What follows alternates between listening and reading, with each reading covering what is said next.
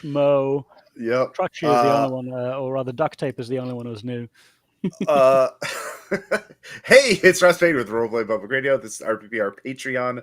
Our Red Market's second edition beta playtest of trout fitting jobs. I came up with some jobs. Players picked one last time, and so I had two left over, and I made up a new job and made up some new legs. And here we are, learning together about the second edition beta of Red Market. So you all are a taker group in Troutfit in the Midwest somewhere, an enclave, built out of a outdoor supply store. Gun, bows, camping supplies, bass boats, fishing boats, an aquarium, a very oversized aquarium that was probably a tax dodge. And you are all you've turned it into a little community in the depths of the zombie-filled apocalyptic wastelands west of the Mississippi. Because Red Markets is a zombie apocalypse, but you still have to pay your bills. That's the premise of this RPG. We're playtesting the second edition beta, and we have 4 takers. Maybe a 5th one will join us. We'll see. I'll just go down in order on the restream order that we have right here. Jay Witt, please tell us about your character, McStuffins. McStuffins is a doctor. I have not had more time to look over it. He's got his son and a daughter, but he's mostly here.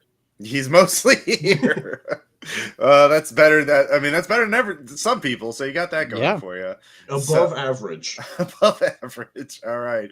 Next up, we have Dan Kramer playing Duct Tape. Please tell us about Duct Tape. Duct Tape's an original character, not a pre-gen. He is a engineer, scavenger, builder type. Weak spot, I don't like bullies. Soft spot, the best tool is a helping hand. And tough spot, scavenger. All right. And then next up we have Scribblikins. Please tell us about Mo. Yes, I'll be repeating Mo from last time. He's a soldier, has a concerning amount of belief in the reclamation, as it's called, the T-minus never. It's just around the corner. Just another year, just another political upheaval away, and then we'll all be saved. And just need to help it along a bit. Any day now, yeah. Any day now. And right. his spots are weak spots, my time to shine. A soft spot, anything for the next generation. And tough spot is the believer. Great. And then finally we have Squirrel. Please tell us about Sketch. I'm playing Sketch again, sneaky sniper type who was a kid when it all went down and has pretty much been raised in the Lost. So weak spot, put the soldier in child soldier. Soft spot, I remember what fun was like. Tough spot, bait. And I have good luck breaking down emotionally as this character. Great. You definitely did not die on the last mission we were on. Definitely did not do that. So character, if your character survives a previous game in this space, then you then we have Trushi actually joining us. All right, I think all right. Hello, Trushi. Hello. You actually have a free spot? Yeah. We do. I mean, there's 5 first come first serve. I think everybody. So yeah. It was actually full. I see. Yeah. It's 5 players plus there's 6 spots available, and I think the screen share counts as 1. So I think we're now full. Invite up to 6 guests because I'm paying for the free one. But anyways, you're welcome to play, Trushi. What's the name of your character? Who you gonna be playing as? I mean, if let me give a moment so I get the durian back, the latent I played last time. Melee Forest Ranger Survivalist. What was her name? Durian. Durian. Okay. Yeah. Oh, yeah. Like the fruit. Cool. My God, we're the same team +1. +1, yeah. But this is Jay Witt's first time playing. Did you play first edition? Yeah, I've run it. I'm running it right now too. Okay. Well, this will be very educational for you. So, you're in Troutfit, and we're just gonna skip the home life vignette scenes because this one shots. Everything's going well for the returning characters. It's you did well. You almost died, but you got paid and you made some profit. So you're yay. But y'all need more work. It is, I will say, spring Actually, I'll say it's like late spring. It's like May turning, heating up. It'll be summer soon. It's been dry a bit. So, but yeah, y'all need to pay them bills. So y'all need to work. So in this, before you pick a job and start negotiations, you all get a action for free to look for work, find competition, or let's take a look here. What are you doing before that? I think it's find competition, or find how much it costs, or find the competition. Yeah, competition. The pay, find a job, find how much it's worth, and find if there's competition for it. So we will start again with the new player, McStuffins. You probably want to start looking for work. How do you want to do that? I have 2 in networking, so I'm gonna just start calling people up, see what's going on, see if anyone needs anything. So we have a dice rolling channel on the RPPR Discord. If you look under game scheduling, game chat, there's dice rolling. And what you do is type in /R space 2d10, and the first die is black die, is how we've been doing it. So and you got a crit failure out of the gate. Okay. Yeah. It's oddly reminiscent of the last time with sketch crit failing then. Yeah. Okay. Both is back for blood. So you tap a reference, or you can't even willpower that because it's a crit failure. I will say you're asking somebody, and somebody actually when who are you asking for about a job? Who would you? My brain thought of Stinky Steve, and now it's not changing. So Stinky Steve. He works in the fishery. Basically, they turned the aquarium into a fish farm, and it's the worst job available because you smell like dead fish, and you smell dead fish all day, and you chemicals. Get used to it, but nobody else does. You don't get used to it. You think you get used to it, but you don't. But Stinky Steve, you ask him, and he just has a full-on nervous breakdown in front of you. It's like, my partner left me. They left me. Why would they leave me? They said they can't fish now. And so you can't. It's a crit fail, so you need to make a self-control check. Stinky Steve is unloading, is trauma dumping on you. Okay. Yeah. So. That is going to be another rule. So. All right, just my self-control is a 2, I think. It's at your adaptability rating, yeah. Okay. All right. I made it. You don't have to worry. Yeah, that's the consequence for getting crit failure. But unwanted trauma dumping is probably a fairly common occurrence now. I'm gonna refer him to his boss and then quietly leave. His boss is a lady who's just like, yeah, he does that. He's actually putting in more hours now. He's not stable, Steve, I guess. He's not stable, Steve. He's Stinky Steve. And oh my, he's actually he's kind of better at his job when he's really traumatized. I don't know what to say. I'm sorry. I'm just gonna go. I mean, no one does. That's the problem. She's chain smoking cigarette somehow. All right. So that was your action. Do you want to tap a reference? Do you want to hope the others can find? I mean, you can tap a reference if everybody fails. I'm gonna hold back for now. We've got a bunch of people. Let's see here. In first. Sorry.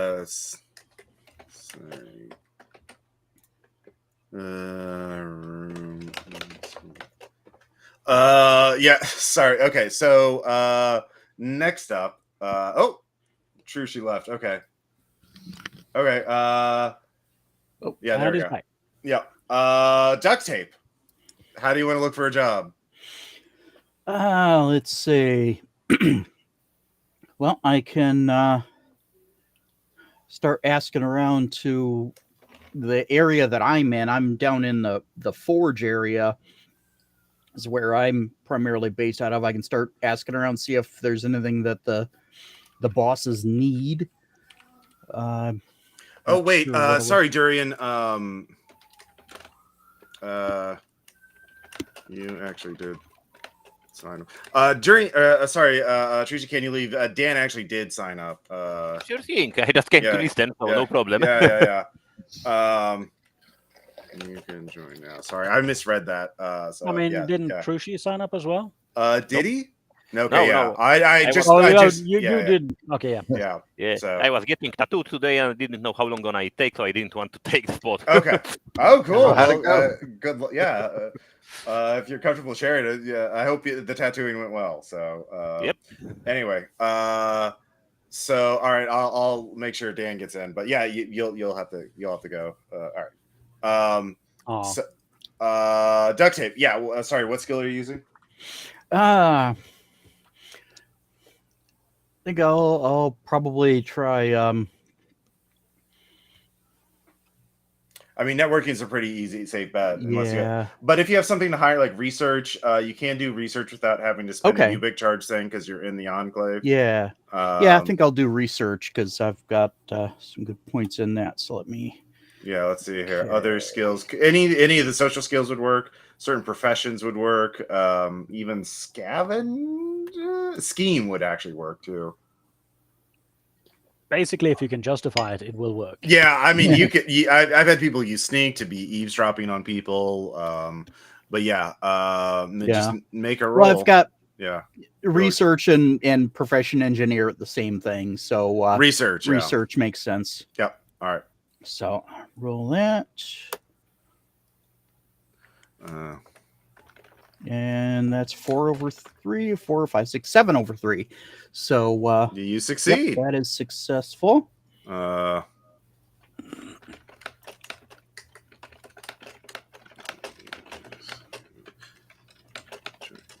right. So with your research, you actually find out there is a client in the loss who has put up some money in escrow for a taker job. So they have it's an anonymous client in the recession, but they're using a broker who has some credibility, so it's an actual job. It's not a prank or a thing. So it's the job is going out to a location, doing something, and coming back. That's all you know about it. But there is a recession job that is not bullshit. That is not a scam or a fraud or a trap. Okay. So you got that. And let's see here. So next up we have Mo. Now you can find out if there's competition for that job. You can find out the price for that job, or there's 2 other jobs. What was the name of the job, or rather the type of the job? It's doing something at a site. It's not a closure job. It's not. It's. They're being very vague, but it's like doing something at a particular. Who is the employer? It's an anonymous recession client working through a broker. So.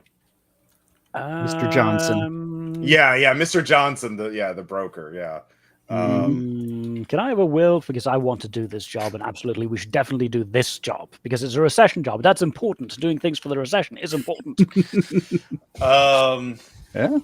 I mean, maybe not. I would give you a will if you just say, okay, we're done. We don't have to do anything. We don't have to research. We don't have to check for. If you just want to waste your action and not actually be like, we're finally reclaiming the loss, and not actually put in any work, that would be worth a will point. But I guess just saying it's from the recession is a bit too vague. So, well, you can find out. You don't know if there's competition. You don't know how much it's worth. Okay, I'll find out its worth.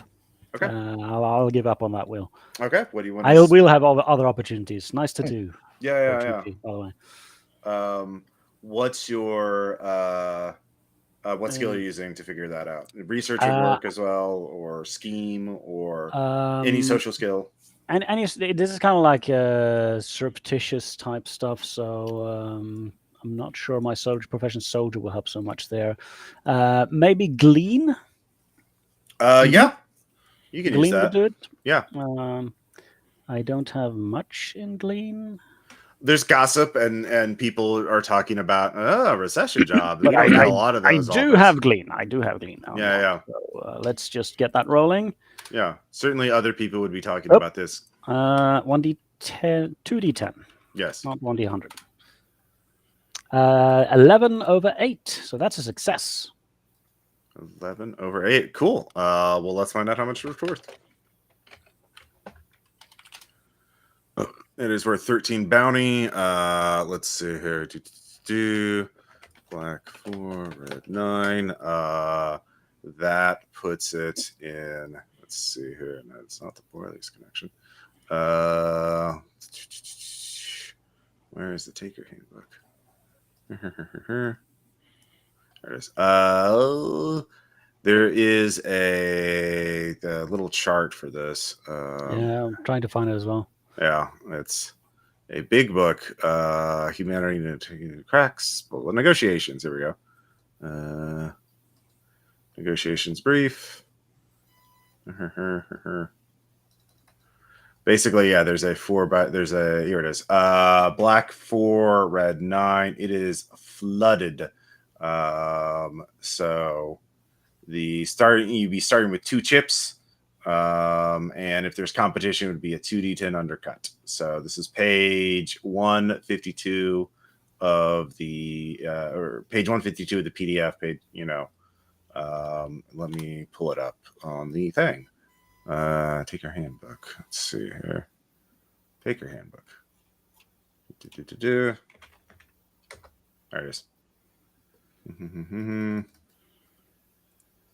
Does that make sense? Yep. Okay. There we go. All right. So, sketch. So what is left to find out? You can find out. Well, I mean, there's 2 other jobs to find, or you can find out if there's competition for this job.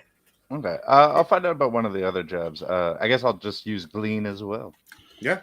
Unless you are willing to let the sneak go by, but I'll just use Glean. It Sneak looks would like work as well. Yeah. it Well, looks either way, like- 10 over 4. Okay. Sorry, you're saying, Mo? Yeah, I was just looking at the flooded section and competition. There says minus 2d10 undercut. If there Yes, is, yeah. 1d10 and subsidiary is 3d10. Oh my god, that's bad. Mm-hmm. Yeah. Let's see here. Cool. So yeah, there's a variety of providers and surplus of goods. Yeah. So basically, a lot of people are. But a lot of people want to do anonymous jobs. Weird. Yeah. Well, for the recession. It's like they don't have work or something. But there is it's also, you don't have to deal with local politics. The other jobs seem to be from local clients, and that's don't shit where you eat, basically, is sort of, yeah. So there is a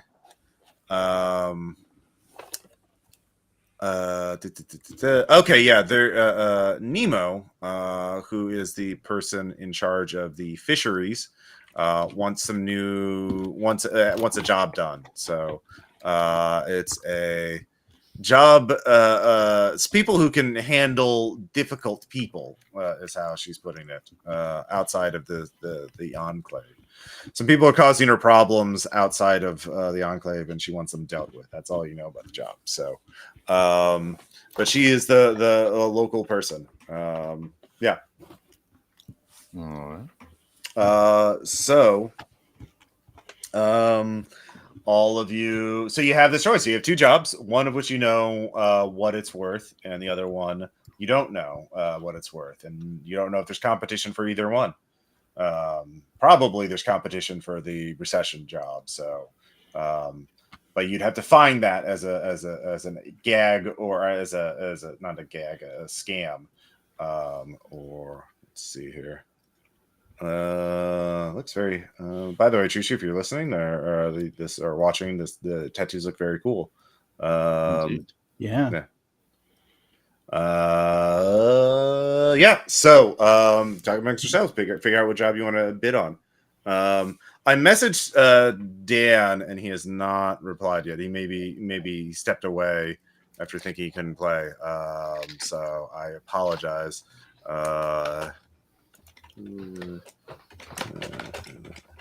Let's see. So I'm very sorry about that. Yeah, what do you want to do? Which job you want to bid on? I mean, you could always like go through negotiations, decide you don't want to do that job, and bid on the other one. You really want to, because but you only get one scam without sacrificing something. So yeah. So yeah. Well, the one for Nemo sounds like it's got some talky elements, and we don't have any people who are particularly excel at the talky stuff. So that's tricky. You can roll scheme if with that sort of insight, or anyone can roll scheme. I do not have it. Okay. Did Max Stuffins want to use his reference? Yeah, true. I mean, any of you can use a reference too if you want to get more info. I mean, Is that on top of doing the action?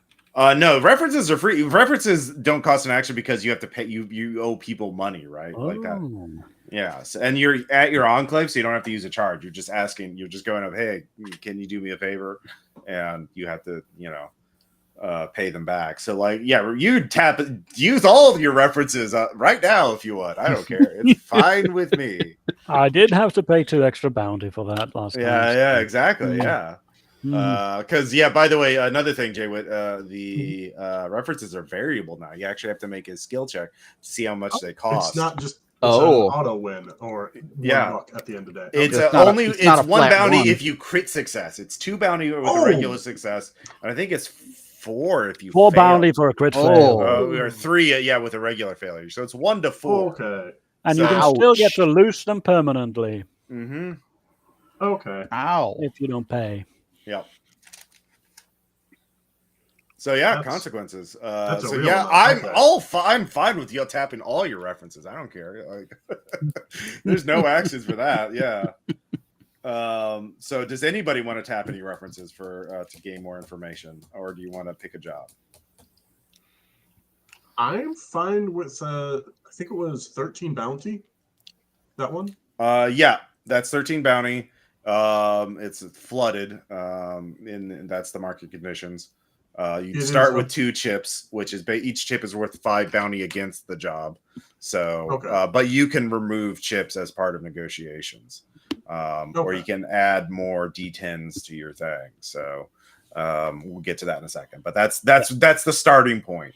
Okay, that's the negative. Okay. Yeah. Personally, I'm fine with 13 bounty. That's above average. Mo is leaning the recession job anyway, so I won't spend a reference to figure out the pay for the other one. But if anybody else wants to do it, he would be fine with switching if the other job is higher. Okay. Who you ask? Yeah, sorry. I was gonna say I'll spend the reference then, since I'm the one who found out about the other job. Okay. So network roll. Yeah, network roll sketch. All right. Is that just charisma now? Yeah. All right. Oh, wrong channel. Yeah. That would be 5. That's a failure. That's I 3 goes to the bounty. market. Yep. You owe that person 3 bounty. Who is it? Oof. What's the faction that this group is with? You're asking about the Nemo job? That's the fisheries. Yeah. Surly Pete. Surly Pete, yeah. He works down at the fishery. Fuck, it's you. He's very surly. I never really liked you, Sketch. But if you can give me something fresh to eat that's not fucking salted fish, I'll tell you. Let's find out how much you're asking how much it's worth. All right. How much the job pays. 4-4. It is not worth much. Black 4, red 4. That puts it in the subsidiary. Started with 3 chips and a potential 3d10 undercut. Ouch. Yeah. Is it much to choose from, and no one cares? Yep. She doesn't have a big budget for this job, whatever it is. Yeah. So that is even worse. I'm thinking the recession job is going to be better off than this. I mean, it definitely it starts out in a better position for sure. I can see why everybody's going after this job and doesn't care about the others. Yeah. I guess we're doing the sketchy employer. Okay. So who's your negotiator? Is it McStuffins? I suspect it will be. Okay. Let's see. He does got have 2 in all the charisma. social skills. He does I have all the the. socials. Yeah. All right. Yeah, I've got Great none. bedside manner. All right. So you're doing that. Chips. 2. So chips add takers roll dice to demand bounty. Client chips away at the price. Let's see here. So it starts at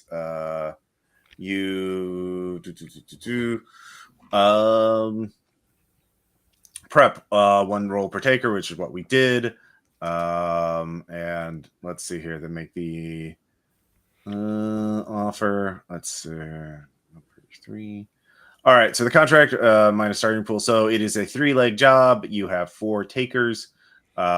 So you don't need to be reps and no relationship. So you start with 7 dice. Well, we do have a rep. Slayers of Ganglia. Though again, maybe sketch doesn't exist if that exists, so we can drop it. Yeah. I'm not trying to do full campaign things. I guess that, yeah. And would be hard to do anyway. Yeah. Oh, so that was a different sketch player. So I'm like sketch 2. There's just sketch just has wildly shifting personality. Growing up in this environment, yeah, I it can makes see sense. that. Yeah, fair enough. He's got all the This disorders. sketch, the squirrel sketch. So you enter in you're taken to basically a supply closet where someone who has been subcontracted out by Mr. Johnson the broker puts you into like with a secure laptop in a closed room to negotiate with the client to keep this anonymous because the client values privacy quite a bit. But you are basically taken to a person and you're greeted with a crudely animated avatar of a robot looking character. Let's see. How old is your character, McStuffins? What were they into before the crash, before the apocalypse? What kind of things media did they consume? Or games or hobbies? I think they were an ER doctor, so I don't think they actually did a lot on their off time. Okay, yeah, it's some kind of robot guy. Yeah, something. Yeah. I've heard some kids talk about it. I don't know. You don't know. You don't know any of that sci-fi shit. Things are just are happening around. He was just focused. Basically, the client is using some sort of face rigging animation thing to hide their identity, and it's using a voice alteration thing to make them sound robotic. Yeah, it seems vaguely familiar. Yeah. Maybe in a video game or something, or one of them streaming shows or something. Yeah, you don't know any of this stuff. But he's greetings, taker. Your code name is McStuffins, I understand it. Yes, that's correct. I am willing to pay you quite well for a mission that requires discretion and precision and subterfuge. This is a mission that if you're good at it, you won't even have to kill anybody. But how you achieve your mission is up to you. So what I need you to do is to go to Min-Maxers. It is a game store, a tabletop game store in your area. My intel sources indicate that it is intact. And what I need you to do is enter this store, and the stock in the store has been untouched by the apocalypse. And I need you to sabotage certain items because I know another taker crew is coming to loot the store. But I need certain items sabotaged in a way that it doesn't appear that they are sabotaged because I know that they are going to be taken back to the recession and into the hands of my hated rival. And I want to make sure that he doesn't get the certain things so that I will have an advantage over him in the upcoming tournament. Okay. Is this like a Monopoly thing? Well, perhaps your ignorance is to your advantage. Anyways, okay. So that he tells you that's the basic job. But meanwhile, before that happened, flashback. Who wants to do the first scam? Don't all talk at once. Yeah, Sketch, why don't you? What's your scam? So if you look at the let's see here. If you look at the scam things, your flashback to what you can manipulate the market to add 1d10 black. Right now you're at 7. Then your intel, you can learn spots for the client. Sabotage, you could try and remove dice from the undercut. It's not the removal of dice from the undercut but you don't know who the competition is, so you can't really do that unless you spend your action to find out if there is sabotage or if there is competition. So yeah, I'll go with Glee, and I'll try to learn a spot. Well, it's a recession client, so that's not really. Well, maybe if other people had negotiated with them and learned something about them ahead of time. That would be more networking then, I think. Yeah, I don't want to rush out again. Yeah. How about sneak? No, that wouldn't. Sneak would actually work for learning intel because you know that the client is talking to a broker, and the broker's using a subcontractor here to set up the private thing. So you could eavesdrop and spy on the subcontractor. Okay. Yeah. I'll go with that one. All right. 12 over 10. Okay. So this is one of the spots is perfectionism. This client is very demanding and has very specific requirements, and really wants to be catered to. He's very, very detailed focus, and everything has to be just so. But in order to be satisfied, he's like, basically, you watch him. Watch this poor subcontractor hold up the laptop to show the supply closet where the room's going to be negotiated, so the client can check for bugs and shit like that. It's kind of ridiculous. So yeah. All right. Well, I fill McStuffins in on that and make sure tell. All right. So you have that. You have the perfectionist spot. You can use that in the undercut in the haggle scene. And let's see here. But now we're into the set scene. So the negotiator client speak. Let's see here. Let's see here. Banter. So McStuffins. What are your spots?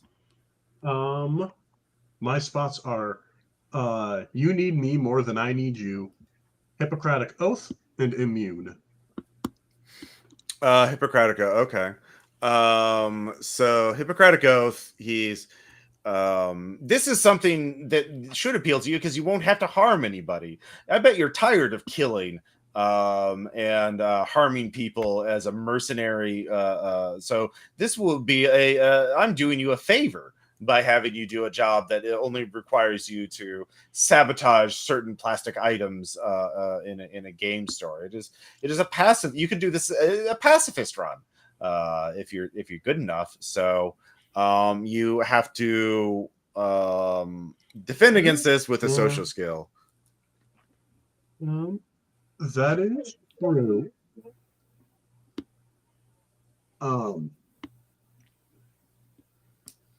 Part of me, actually, I am a bit. I'm not used to these skills.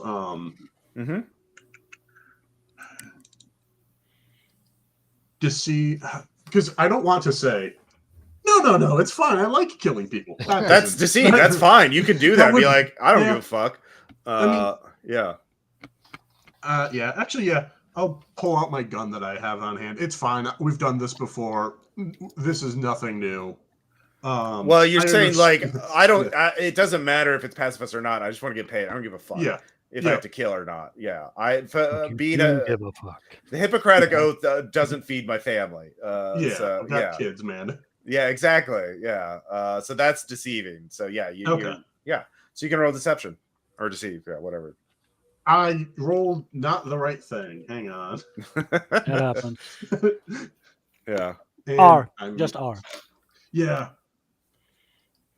That's too Or distracting. just up if you already rolled.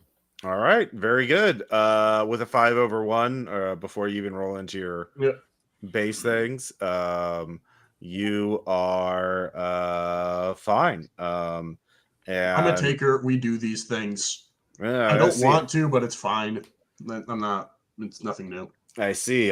Well, I could see your cold, dead eyes. You are a true mercenary. You're the oath you swore before the crash means nothing to you now. Your soul is killer. The blood of many are on your hands, but it doesn't matter.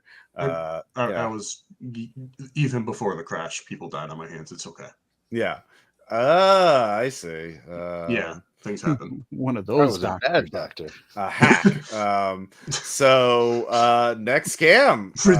Resisting the urge to shoot the thing. Well, he's just Yeah. he's a little robot on the computer, so yeah.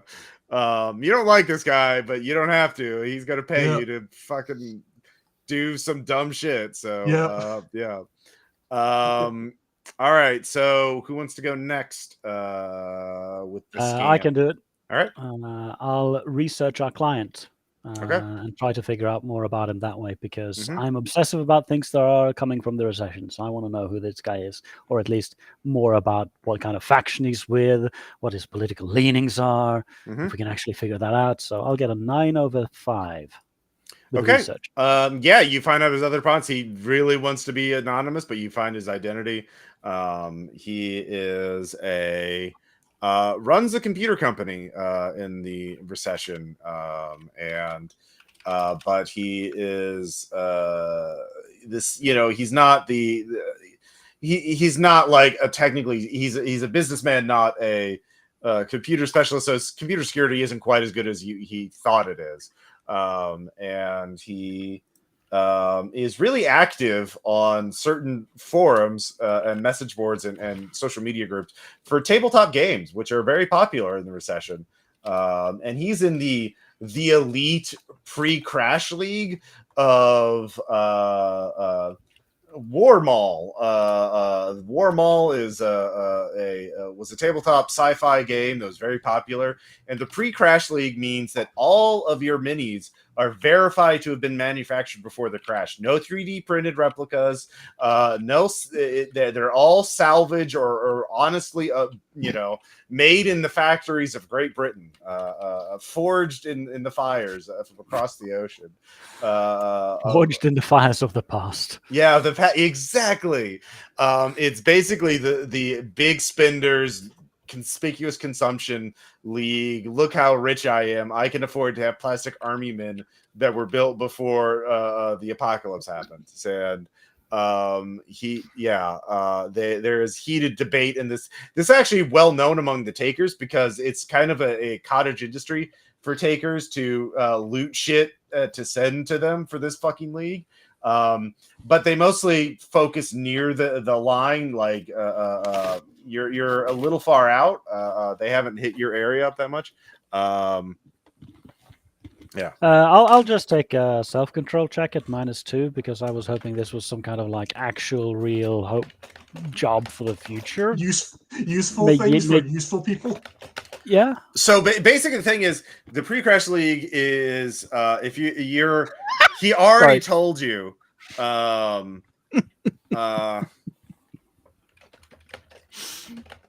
So basically, he's already told you that he's planning to sabotage pre-crash miniatures, which is, if there is ever like a scandal for this group to do this, that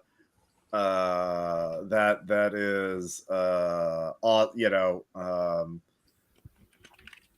So you already have that. Like, it would be a scandal just to reveal what you have on now. So you have blackmail on him. And yeah. So sorry, what? Yep, I crit failed my self-control check. Oh yeah. You want that will, huh? All right. That's 4 detachment. Yep. Yeah. 1, 2, 3, 4. Done deal. Yeah. This was not what I was hoping for at all. No.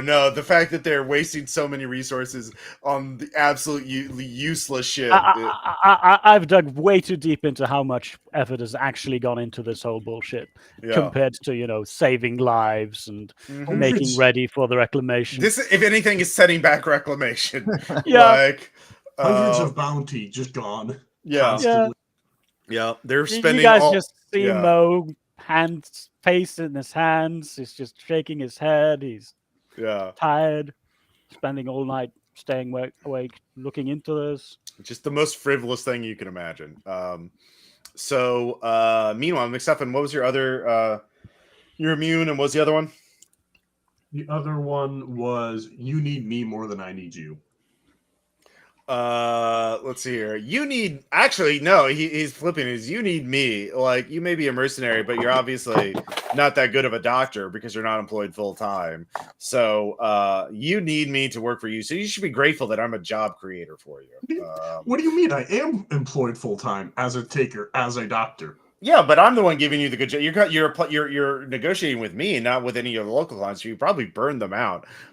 So you should be grateful that I'm providing you any work at all. It's not like you. I mean, the fact that I'm talking to you and not your competition is listen, man. You're coming to me and you're telling me about some Monopoly game that you want me to destroy. From what I've gathered, not destroy, sabotage. It's very different. You have to be precise, and it can't be revealed. Yeah. So you're all of you guys are talking with your real names, right? Right. This is not. You're not hiding. I can, if we wanted to, I could call them up. Well, that's in the separate phase, calling out the spots. But he's saying, okay. Yeah, okay. So we're at the banner phase. He's trying. Okay. Sorry. Using your spot, you have to defend against it with your charisma skill. So you can lie again and be like, yeah, well, whatever, man. I don't give a fuck. I was actually leaning towards coerce. Oh, yeah, that's it. Yeah. Him. Yeah. You could just be like, fuck you, man. I'm the best here. You don't, you're out there in the middle of nowhere. You need us right now. Yeah. You're asking us. Mm-hmm. Yeah. And you do have an engineer on your crew who can do this job. The phase of the negotiation where you're just gaslighting and threatening each other. It's just, just being assholes as a contest. Like every other job interview. Yeah, basically. Yeah. All right. So I got a +1. Mm-hmm. Oh, no. So if you don't flip that, he will get a chip. As you kind of, which gives him basically takes 5. Each chip takes away 5 from the roll. Spend the will. Yeah, I'll spend the will. All right. It's a one shot. You're like, 1 will, and it is spent.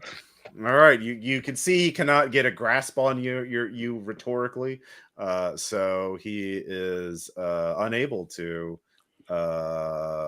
join or able to retort. So next scam. Let's see, we have 2 people. Actually, McStuffins, you to get a scam as well, and I think duct tape. Yeah. Yeah. So duct tape. Do you want to go next? Sure. Let's see. I think you learned 2 of his spots. Research. Yeah, there's manipulating. You don't know the competition, so yeah.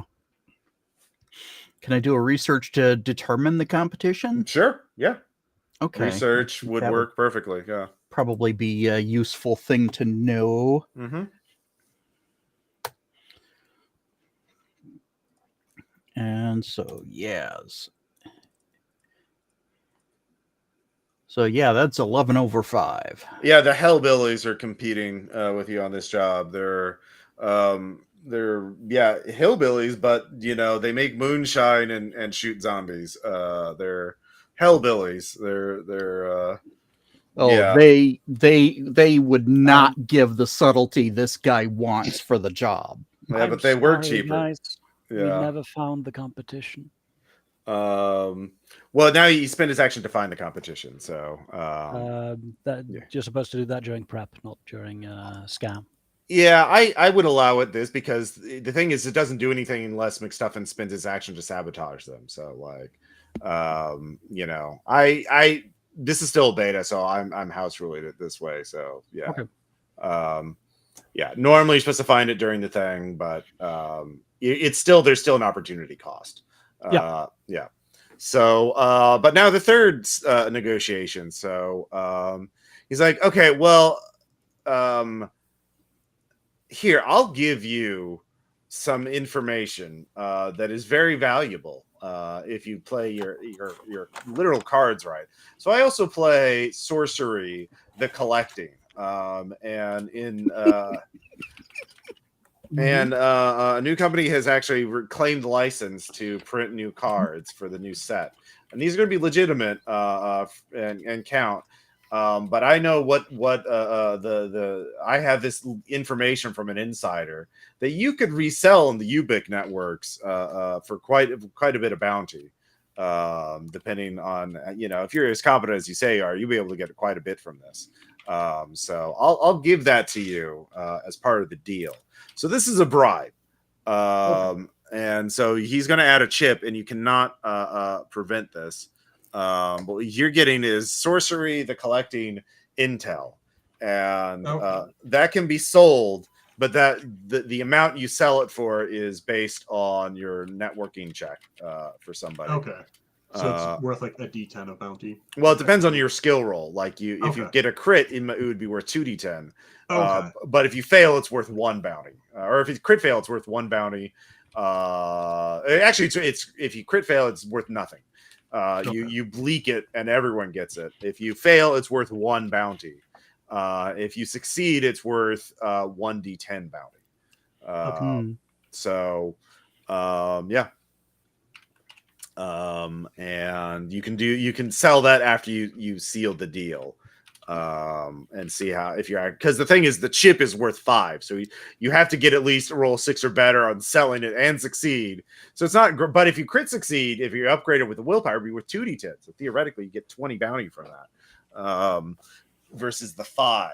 But yeah, it's a gamble, and it's intel. There's no physical thing. You can also save it and use it as a thing to certain people as a negotiations if you don't want to sell it immediately. But do I have the option of saying no, or is it I've accepted? Cannot be prevented. It's part of your reward. Okay. Yeah, he's just bribe is a free chip. If the market sees that takers are doing too well, just give them a bribe. Yeah. Okay. And so that's the third thing. And so we have one last scam, McStuffins. You can sabotage the competition, or you can manipulate the market, or you could learn his last spot. But yeah, you're the only one in a position to sabotage. Yeah, I think sabotage would probably be a good idea. All right, there's 2 ways to sabotage the Hellbillies. Fair trade, which is basically, shit talking them and making them look bad on Ubic networks to making them seem less valuable, or cheat. Spike their drinks. I don't think I need to spike their drinks. I need to just give them more drinks, from what I've gathered, right? Well, game mechanically wise, do you want fair trade just removes 1d10 from undercut, but there's no penalty if you fail. If you cheat, you can take them out of the running entirely by spiking their drinks. But it's really bad if you get caught. Negative rep or a heat. And to be clear, we have now minus 2d10 from their undercut of us. If you do fair trade, they'll still steal a die from us. Okay. Then I'll go with cheat because 1 shot and let's have fun. All right. Yeah. Exactly. So spiking their drink sounds like a probably to me either stealth or reoffend. I'm also up. I would argue deceive.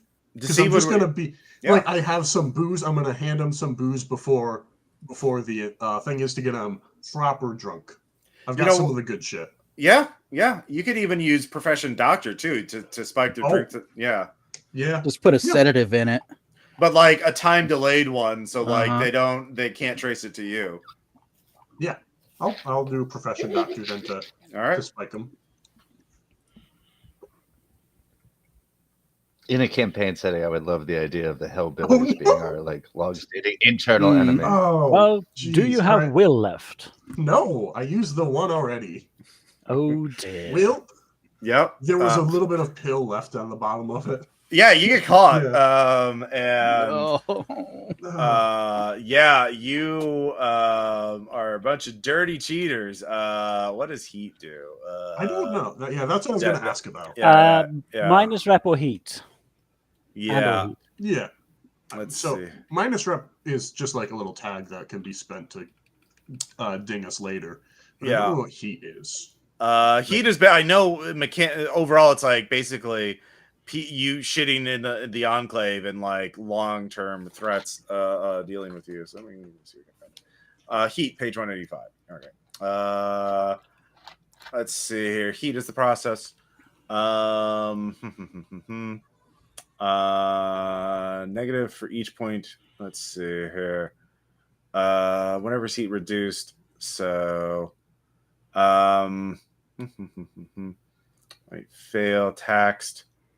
So basically there's 4 levels: accepted, alienated, fined, taxed, or sanctioned. You're obviously not going to be sanctioned for it. It's a number, and it doesn't really explain what it is here. I'll pull it up on the thing. 185. So I'm just going to go with since we do have the you did mention the rep spot for Slayer of Ganglia. Here we go. Let's see. 24 heat. Here we go.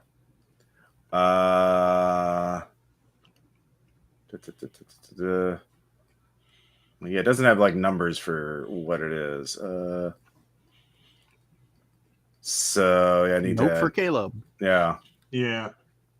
I'll say it reps takes out your Slayer of Ganglia rep spot. That's the easiest way to do that. So they catch you and they really don't like you. So you lose that. Last round of negotiations, your client tells you, I've heard, you're not a latent. You work a lot with, latents and stuff like that. Yeah, I work with everyone. Yes. Yeah. I wouldn't be surprised if you were actually an immune. I mean, there's rumors. Listen, you'd be. Jaywood is now flabbergasted because, let's see. So your client is just saying he doesn't even know if you actually are. I mean, he's like, I could just spread that rumor. I could okay. Yeah, he's just a fucking psychopath. Just deceive is the way to go. I'm just trying to figure out an argument of no. It's fine to tell that. I don't care. You idiots in the recession think everyone's going to be infected. Like people live out here without being immune. And their doctors. Infection is never 100% guaranteed. Yeah, I wear gloves. I make sure. You don't know what the fuck you're talking about. I don't have any idea. Yeah, I am a professional. All right. PPE protocols are a thing. All right, go and roll deceive. All right, 7 out of 6 with the bonus. All right, you can't add a chip to you. So it is 7 dice with 3 chips right now. And let's quote the amount. Let's see where we're at. So I will roll 7d10. So 38 minus 15 is 25 bounty to start with. So that's where you're starting out, but now you can create a counter offer by appealing to your spots. learn from intel. His spots. Yeah. Now you don't have to roll for this. You have the spots, but you have two ways you can do this. You can call out to remove one chip, so that's 5 bounty, or you can subtract 1d10 from the offer, and then re-roll 2d10, take the highest, and replace that die. So basically, do you want to take the safe route is just removing 10 and adding 10 to your thing, so it'd be 35 bounty, or do you want to see if you can roll better than a 5 on average on 2d10? Does that make sense? Or it's based on the number of rolls. So basically, so what's the lowest die? You have a 1 and a 3 are your two lowest ones. So you could you could call out one and then roll for the other one. So yeah, I think cutting out the 1 would probably be the best. All right, so it'll be easy to roll above. All right, let's find out. And I guess socially, I'm all right. So you replace it with a 5. So yeah. You didn't really. So you remove 1 chip, so you go up to 30, and then the other one gives a net of +4, so you go up to 34. So as you mentioned, that we know who you are, and we're perfectionists. Yeah, we will. Unless you want us to actually steal it and bring it to somebody else, we can undercut you that way. Let's see here. So 34 is where you're at, but now remove dice equal to the competition rating, 0 to 3. So there's 2 dice. Highest dice go first. Thank you. Yay. Sorry, Maddie gave me a cup of coffee. I loved him. Let's see here. So now you may roll negotiator charisma to protect a single die from the undercut. So how do you want to protect this from the undercut? You could just lie again and just tell them the hellbillies are drunks. Yeah, the hellbillies are already drunk. Do you know what they did? Because I'm sure you already know about the pill thing. They just took the pill out and drank it anyway. They told everyone, but they did still drink it. They're not doing good. All right, yeah, go ahead and make a roll deceive.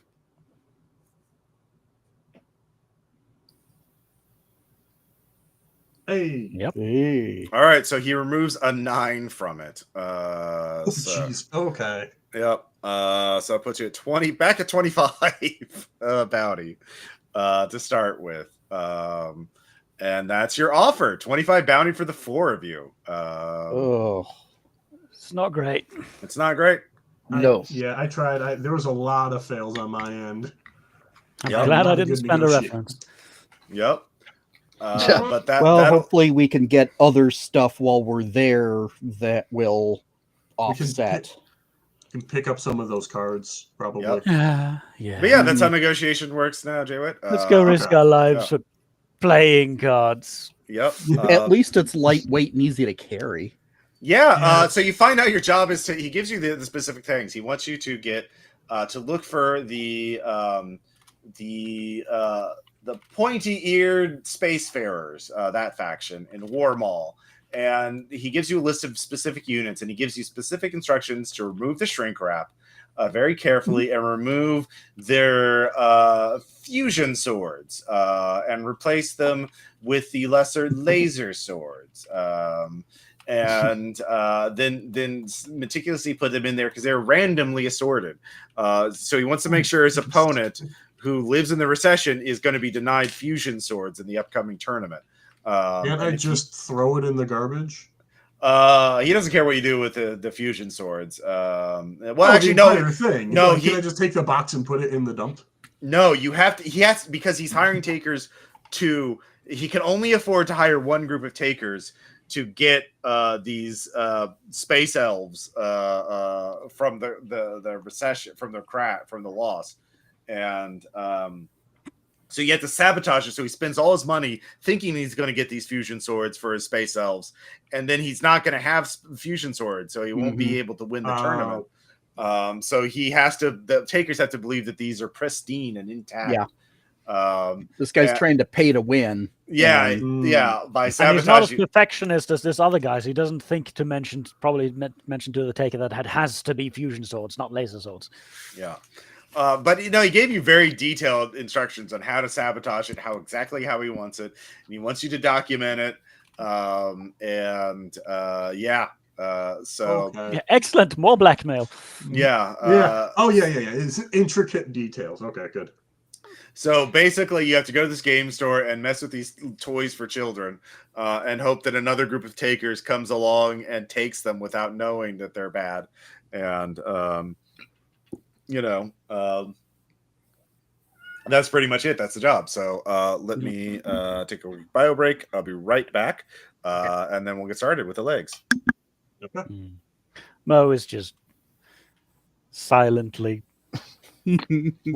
Staring off into the Take the other distance. job. This is it. Take the other job.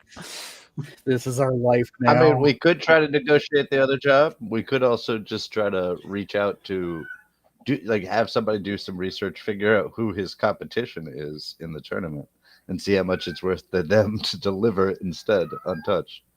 Then we're stealing a job Nah. from another taker group in the area, and that's probably bad for us. We already have a negative rep spot. Yes, let's make it worse. We're the bad boys of Troutfit. Well, I did am- find the heat sheet, and that's on the crew sheet.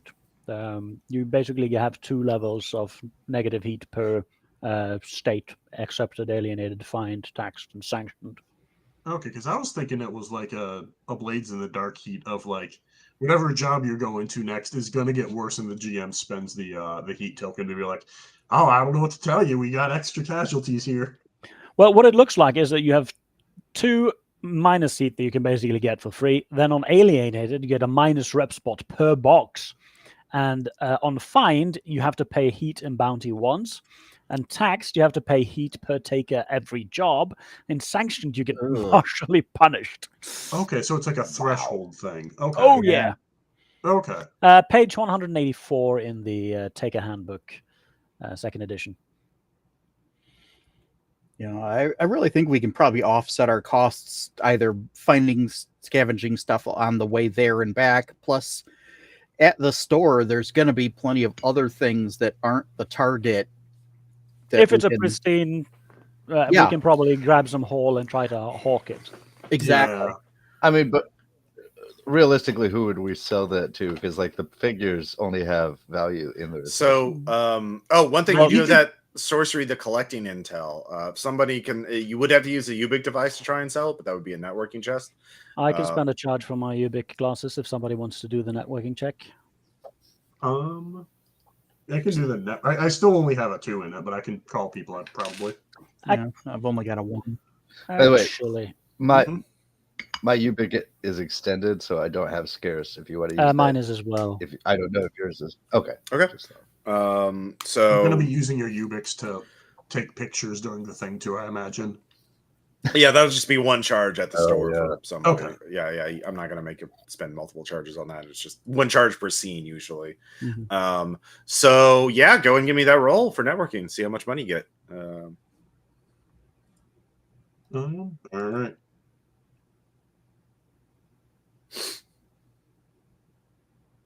That does make it with my plus Ooh. 2. 9 over Oh. 8. All right. Do you want to roll Oh. D10 or do you want me to roll the D10 for how much you can get for it? You can go ahead and roll. I have not been rolling well at all. This has been very bad. Can we have David visit to roll it? Two Oh, mounted. no! You know We what? got I'll roll twice and give you the best of two. I'll give you advantage on that. Wow. We got scammed! Oh, Scammed! Damn. That's like the real Yeah. economy. it's an old set. It's not a. It's one of the bad sets. That's Yeah, it's a thing. Fallen Empires. half set, of those cards have been, Yeah. banned in the system, and mhm. oh, Oh, jeez. Got some. Don't worry, you're getting all your bad rolls out of the way. oh yeah, Oh, Yeah. So Oh. all of you, night spot wants blood. I'm not even gonna make y'all roll self-control for taking this stupid job and doing the most frivolous thing. Is this the most frivolous pointless job you've taken as a taker? Does anybody? For Mo, definitely. He's Yeah. already taken his 4 detachment for this. All right, yeah, that's true. Yeah, this is definitely He is not doing well. He's not doing well. Yeah. Anybody else? This is since I mean, Go on, McStuffins. What were you saying? go on, since this is my first time playing as Mhm. McStuffins, I'm gonna say that this is McStuffins' first time out. Oh, So that's gonna be this Yeah. is it. Just Uh, really? This is- yeah, you had just been an enclave doctor, and you're like, "This is Yeah. those takers. They get the real That's- about it. I'll never that's a be able to fail, return." too. Yeah, all right. Yeah. I'm not. If you want to, two in Yeah. detachment. You just really this is it. I thought like I'll takers give you were supposed to willpower be- for that, for making a self-control test for this job. Yeah. Yeah. All right, yeah, I you will get a take willpower that. back if you take the 2 detachment. Yeah. Yeah, I've taken the 2 detachment then. All right. 'cause This And I is- got one for. Yeah, you got your one for your crit fail. Yeah. Thanks. I think Sketch, who was probably like 8 when the fall happened, doesn't have a full understanding on what they're going after, and just understands swords and fusion Mhm. swords, and thinks it's a real mission, and we'll have a breakdown. Oh, Yeah. cool. All right, remind me. You'll You'll definitely get that willpower point. Yeah, I will give you duct tape. Are you just like, it's another day, or are you going to be like, fuck? Yeah, I think I'm probably going to be in that same boat. All right, what spot is this tying into? Uh, Well, yeah, what gives you some measure of self-respect? Yeah, or what are your spots?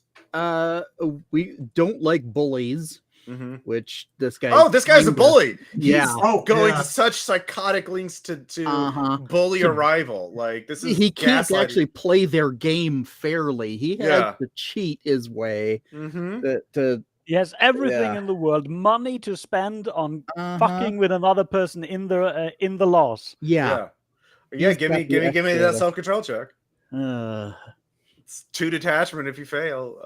It's 4 if you crit fail. No, it's 3. You're not. You don't have a spot directly about the reclamation. So, yeah. And it's nothing if you make it. So, it's 11/8. all right. Yeah. You brace through it. You're like, well, at least it'll keep a roof over our heads. you know, Yeah. for familia. So you all take off, say goodbye to your loved ones and the enclave, and head out in a warm early summer heat. And everyone spend a bounty, or sorry, not a bounty. Labor is the term now. We're walking, we're hoofing. You are a walking, and are you all walking together, or are you?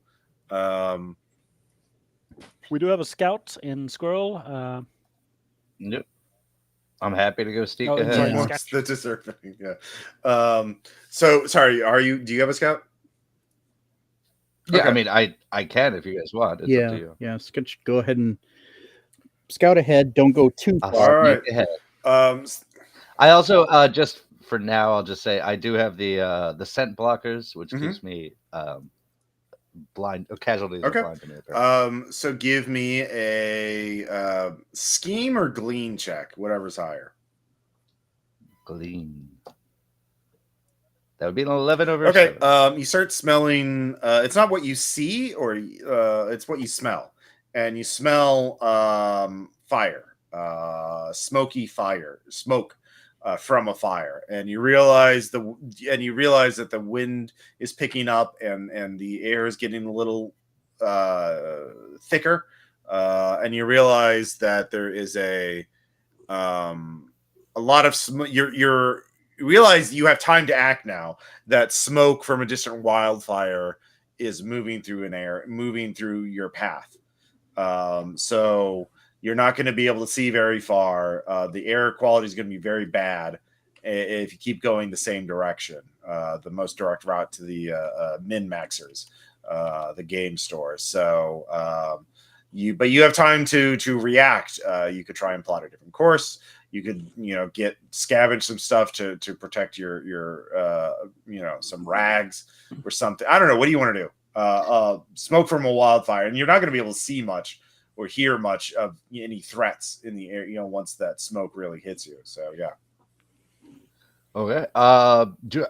Can I burn a Ubik charge to communicate this to the other guys in the Yeah, field? or you could run back to the Okay, others. all right. I'll run back. Or if you have All right, Brunette so installed, Sketch, it's you burn an free. extra labor to run back. Okay. But you get back to the others and warn them, so you have time to react. So there's going to be smoke and from wildfires in your path, so you can. What do you want to do? So just to be clear, the wildfire itself is not hitting us, but we're going to have bad. Well, you're going to be bad walking quality. over roads and areas that have been burned before, so you don't think there will be a fire in the area. Yeah. How rough would it be to just walk upwind of it? You'd have to plot around it to be extra labor to go around it, to go upwind of it. It's not a direct path, right? And you'd have to make some kind of skill check to plot a course without getting lost. You'd be going through a more, areas with more buildings. It's easier to get lost in. So Yeah. That might be the best way though, because we don't know how long this is gonna burn. I mean, it could be going for weeks, and Also, I don't want to inhale smoke for hours.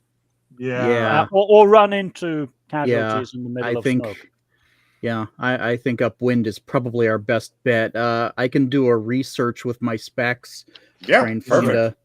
a better Get a map. route. Yep. So no, that's a 8/9. I'll use my will to flip that. Okay, you think you've plotted a path, and you look at, oh shit, that would take us into this back into the smoke. No, hold on. So that will take an extra 2. It's actually pretty far out. You have to swing really wide. It's a From big this. fire. Yeah, it's a big fire, a lot of smoke. But you're also pulling reports from UBIC, and you're picking up. You're being able to plot where the smoke will be. And you're actually finding, there are reports of a big casualty horde moving through the smoke. Jeez. And so that would have been really bad. But unfortunately, it'll cost an extra 2 labor. To go that far around. Running from casualties inside smoke would have cost us way more. Yes. Yeah. It's worth the extra rations to go around. Why don't you all have foreign sneaking as well? Then we could have just easily gotten there. Well, the problem is, even with good sneaking, you would still be blind. You'd also be having to make glean and checks. Choking and coughing. Oh yeah, that too. Yeah, you want some stun damage to the chest and head? Yeah. My first aid kit probably has some masks, but I'd rather not spend it on that. Yeah. All right. So everyone spend 2 more labor to avoid all of the smoke. So a total of 3? Yeah. Yep. Okay. And that's a long day. Hello, Boomer Potato. I'm glad you're able to join us. Well, this is live. We are doing Red Markets, and I hope you enjoy this. Now another thing is for this phase is you get to after each leg or each. It's not a leg. What do they call them now? They're shifts, the job shifts. I keep calling them legs. They're shifts, like a shift at work. So after this shift, Jay, where do you bunk down to get to rest for a nap and a meal, or to wait out the darkness? Because traveling at night is really dark. So, like, where are you taking shelter? Probably a gas station. Those are relatively frequent around, and once you get the layout, it's a pretty clean, small building. Yeah. It's been cleaned out for sure. Oh, yeah. All the shelving has been moved. All the glass has been shattered. In fact, all the glass has been swept up because that makes good anti-raider sprinkle on top of walls. Casualties don't give a fuck, but, somebody trying to climb up the walls where they shouldn't, they, get their hands shredded by broken glass. Classic. But it's been picked clean. But, all those open windows, those broken open spaces give you do you want in the building or on the roof? You don't have to make a check either way, but probably the roof. All right, yeah. So that way somebody has to make at least some amount of noise before getting to us. Ease your eyes as well. Just keep an eye out, munching on food. Yeah. There's some graffiti on there that you recognize as old taker tags. Like another taker group sometime in the past was here, and you just have a bunch of initials. Let's see here, MD, and let's see here, a couple other names, KW, and but it's not dated and it's kind of faded, so it's probably over a year old.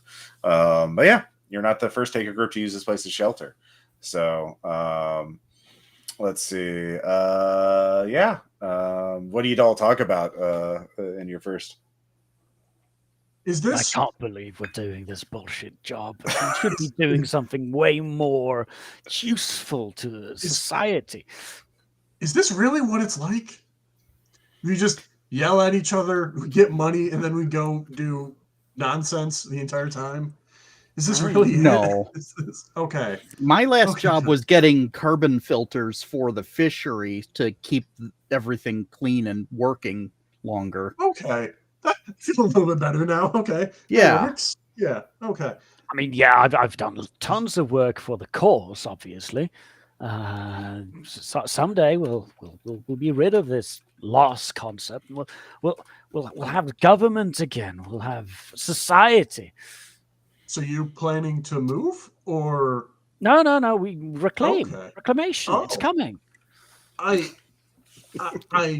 am happy you think that, man. I'm happy you've got that. I'm going working for for you. it. Like we We just can- gotta get everyone together and make some political changes over in the recession, and then I think they're gonna get the voting system back in order like next year maybe. And then the people in the Okay. parking lots will be able to make votes that will change out the government. Now, Oh, I've been hearing about If you this. think the Yeah. folks in charge will allow that, you go with that. Hang I on, mean, let's but not- if they let's not don't, start- the let's- protests. Yeah. Let's try and keep it You down. should not have remember? started asking Mo for his opinion on this. Mo, Probably I've the others been of hearing you about- who've worked before are just glad that Mo isn't talking about. There's only a finite number of casualties. We're eventually going to kill them all, right? Like there were only so many people here. There's only so many. Everyone we kill is one. Like that ran you've heard before. So, yeah. Wait, is Mo Black Oh, Math? that's black math. Yeah. I'm not black math. I'm a T minus. Well, Noah. there's a Venn diagram, all right, between yeah, maybe. Yeah, there's similar thought patterns in some of those. I mean, at least he's not a Crusaders. Like maybe they're just making new casualties. Have you ever thought of that? They're just making new ones. There's just things that were never human. They were always casual. The Blight is just making people now. That's even less. Yeah. So anyway, night Actually passes. terrifying because there'd be no bounty on them. You wake up at dawn, as you usually do, and you're a lot of your life is now just based on when there's sunlight, and the smoke has passed, the fire has passed by, you continue on. So we're on our next leg. So that's another labor, and Sketch, you're out scouting again. You don't have to make a check. In the distance, you can hear someone yelling, "Ah!" and the sound of a sledgehammer slamming on something meaty and bones cracking. You don't have to make a check for that, but someone making a big show of fighting, or making a lot of noise, fighting casualties in melee. Sketch, that would be a glean check to get closer to observe. Yeah, I'll do that. Yeah, to glean check to observe without having to get closer. You can get more information. Do you have specs? I do have specs. Yeah, That would so do fail. I, and I have Ghoulnet. Oh, I don't have Ghoulnet then. I do. Oh, so only one person has to have it? No, it's for each specs that has Ghoulnet, they can talk to one another for free without a charge. Right. So You'll have to spend a charge. We don't. Oh, got it. Okay, cool. Well, I can spend a charge, so that's fine. Okay. I understand it. I will inform them I fail on my clean check. All right, you can still get closer. You don't have to. You do not have to spend a labor of this. This is just sneaking close to the fighting and observe it. So if you want to, or you can report back to your comrades. I'll sneak a little closer right. before I report back. All right, give me that stealth check. That's 9/1. All right. You see a big, muscly, latent guy with a sledgehammer fighting a group of casualties by himself in a field, and he's yelling a lot. He's like, "Come on!" You know. This is what I do. If I've been listening to RPPR for over a decade, is there a chance I would recognize this character? This is a very original, No matter. Leighton with a sledgehammer. Yeah. Yeah, not yeah. He's probably Mr. filming Bad. a video for his P90. Well, he is by himself, and he I just is figured it's a screaming tripod about, I'll kill you. I'll take them all. I don't care. Come get me. You can give me another glean check. Okay. So that one succeeds. 11/4. So he is. It seems like he's trying to, like he's making a last stand, like he's just fighting to the death and drawing him out. But because you made your glean check, he's yelling, making these references to like at least you don't fucking lie to my face when I kill you. It seems some people betrayed him. But it's also kind of weird that he's doing, like, if he was making a last stand, Is he just like getting out stress, or is this like dangerous? No, Sketch, you made your glean check. You realize he's putting on a performance. Yeah. He's trying. You realize he's trying to get draw the attention of other people in the area, to try to help him out. Almost like, yeah. So you also get his name, which is not Banhammer. It's Mr. Sledge. And so you can't figure everything out, but you realize he's putting on a performance to draw attention of other takers in the area. Well, yeah. I'll spend the Ubik charge to tell my team what the heck is going on. And just Maybe he's "There's this auditioning really to join sad someone. but awesome guy out here beating up casualties. Yeah, so you can research Mr. Sledge. If you Does want. anyone have better than one? I have it Yeah, at I've got a 3. Give me your. Oh, okay, cool. Yeah, go for it. All right.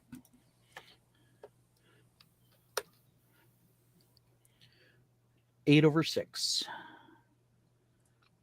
All right, so Mr. Sledge was a member of a taker group called the Severance Fan Club. It must have been an in joke, but there is a member of this other taker group says, "Do not work with Mr. Sledge. He has anger issues, and it's his way or the highway, and will throw temper tantrums if he doesn't get his way. He is very manipulative and gaslighting." So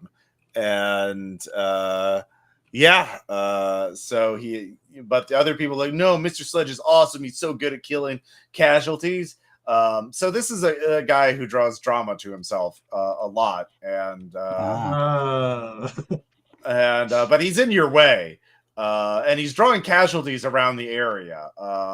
But you realize he's sort of stringing them out and being sort of selective in how he's drawing attention to himself. So he's not making like a suicidal last stand. He just wants to be seen as making a suicidal last stand, so someone can save him, and then he can make some sort of approach to them. Let's see here. So you can either go wide and avoid him, or you could, in fact, I will say, there are some people, you realize you could actually message the people from the Severance Fan Club and see if they would just be like really... live stream it, be like, "Hey, we found your boy."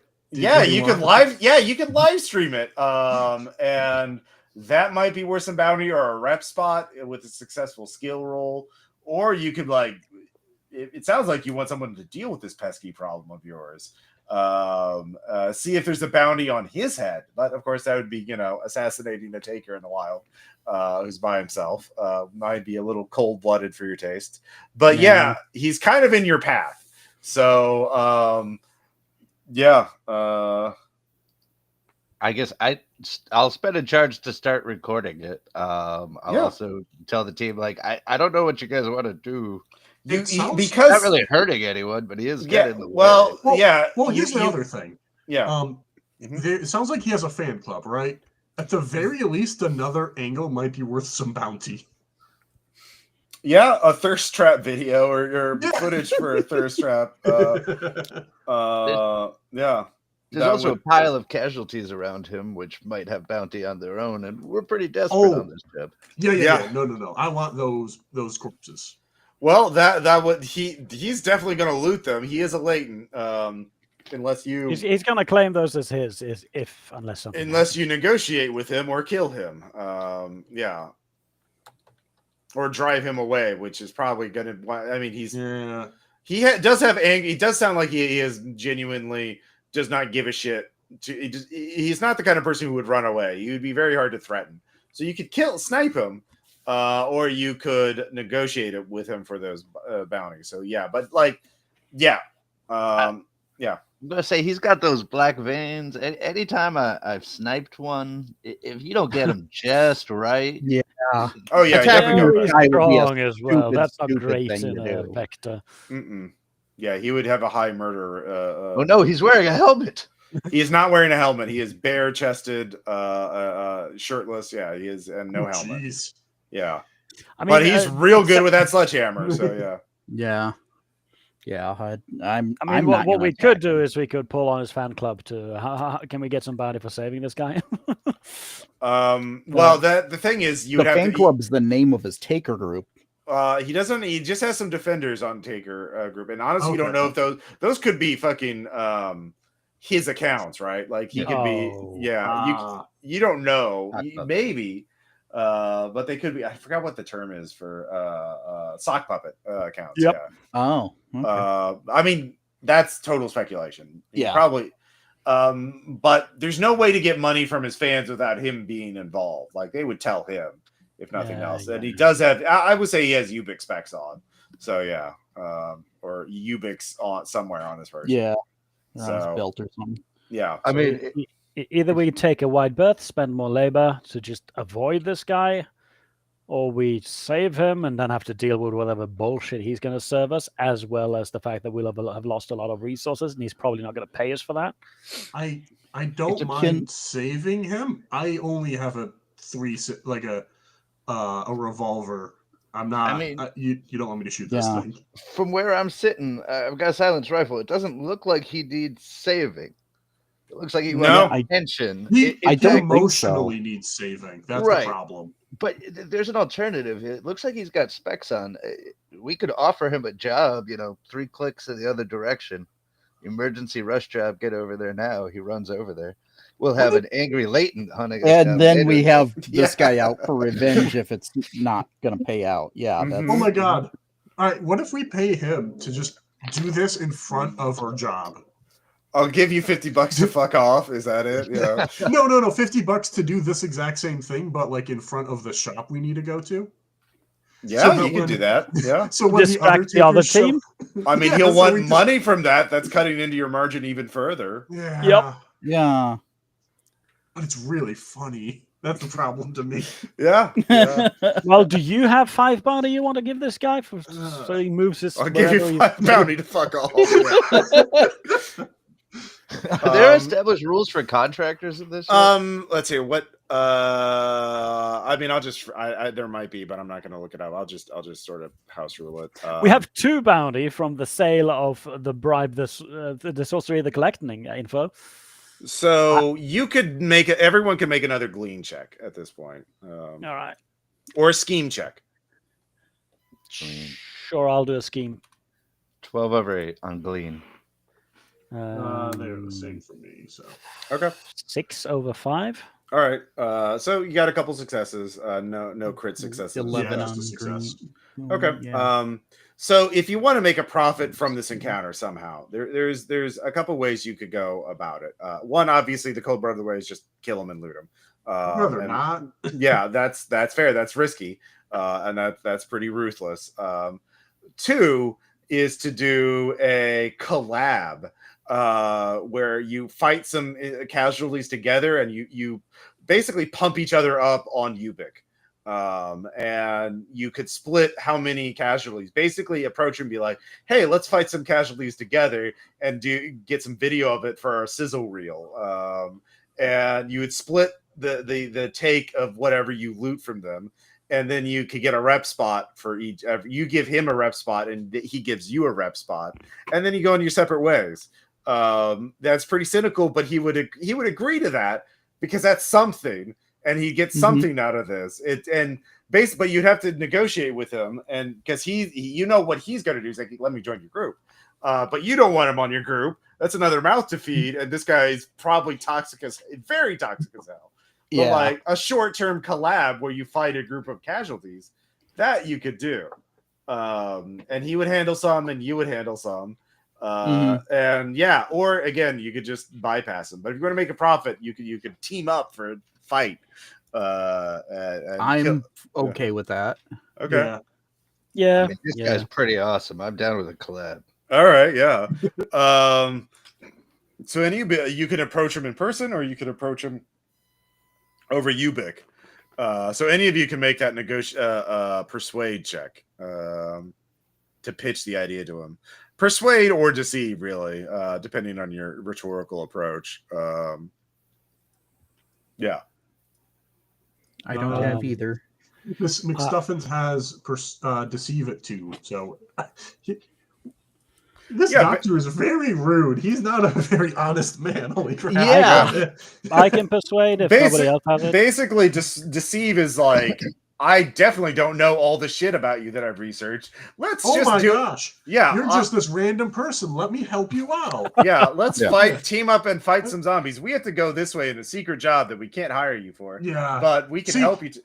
We have these really complicated rules that we have to follow. Persuade is like, Persuade is like, I know your deal. Our client was a real stickler for that. Yeah. So, but we're an elite taker group who is doing a secret mission from the loss. Yeah, exactly. From the recession. Right. We need. Go ahead and roll deceive. All right. Can you add bonuses? Like assistance. I succeed with an 8 over 7. Yeah, it doesn't really do assisted for social things. But all right, the doc sells still it. Still a success. He's like, oh great, I could definitely work with this. Yeah, we'll there's a box store not too far from here we can go to, and just yell out. We'll get a double sized group, and we can all take them down, and they'll be really good for our sizzle reels, and we'll split one way every way.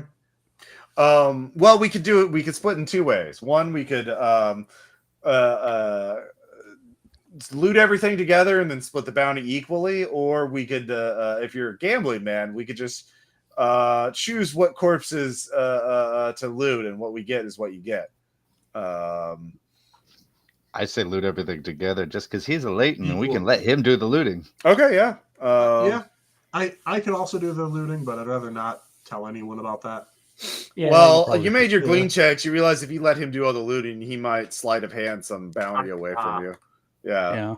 I've got gloves. I've got my first aid kit. I can get some gloves just fine. All right. I'm good at scavenging. All right. So all of you line up. Everyone, give me a self-control check. You're picking a fight with casualties.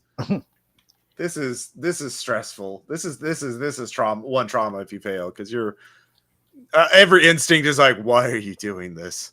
I have made I have an answer to that, Ross, and that's because he's a taker and he's doing jobs for reclamation. He's helping society. Look, I get it, but like you have to. It's still. I still make it. Okay, Pass. I did not. Was it a detachment, trauma, or stress? Trauma. Trauma. Okay. There is blood involved. Yeah. Why are we doing this again, guys? Yeah, exactly. So all of you, yeah. So it's one charm if you fail. Otherwise, it's a double size horde. Well, he's going to take it down, so it's going to be a standard size horde for you. So it works that way. So I'll say 5 zombies. So we're going to go into combat, and let's see here, combat. So all of you are going to be in the same theater right now, unless you'd like. I genuinely think McStuffins is going to leave. Okay. Because the single gun that I have is loud, and I don't have any like fighting abilities. I can't. Yeah. Hit Well, plus anything. you're a medic, so maybe if you Yeah. can stand off to the side quietly, tucked away. Yeah, where if they you don't go up by see you. yourself, that's another self-control check, because you're by yourself in the lost. Also, Okay. you're abandoning your buddy, but you can be involved in the combat and choose not to shoot. So, Okay. Yeah. Okay. yeah. Yeah, stay nearby in case of you're needed, but you don't have to I'll- shoot. Yeah. I'll, Given like, we had time for setup, would we be able to, climb a roof or? Well, this is the- like out in the parking lot of a big box store, like I'm climbing gonna like up. chill in a Okay, burned out yeah. car then, just sort Yeah. of Yeah. protected. Yeah, Mhm. no, you can be behind the others. So Yeah, Climb up on the roof of a van. Somebody So has the to take the cameraman. shot. The I was cameraman. gonna say, yeah, you're the cameraman. Yeah, I can be a cameraman. Yeah, Here's There my we go. Ubix. Yeah. yeah. Okay. Let's get us and him and So I'll have to spend a charge for this, right? yeah, Yep. the blight brief. Here we go. The attack is mod. Mass is 5, speed is 2. So they are fast. If black is, they are slow. So they are going to you're going to have a range, so you can reduce the mass or the speed. So let's see here.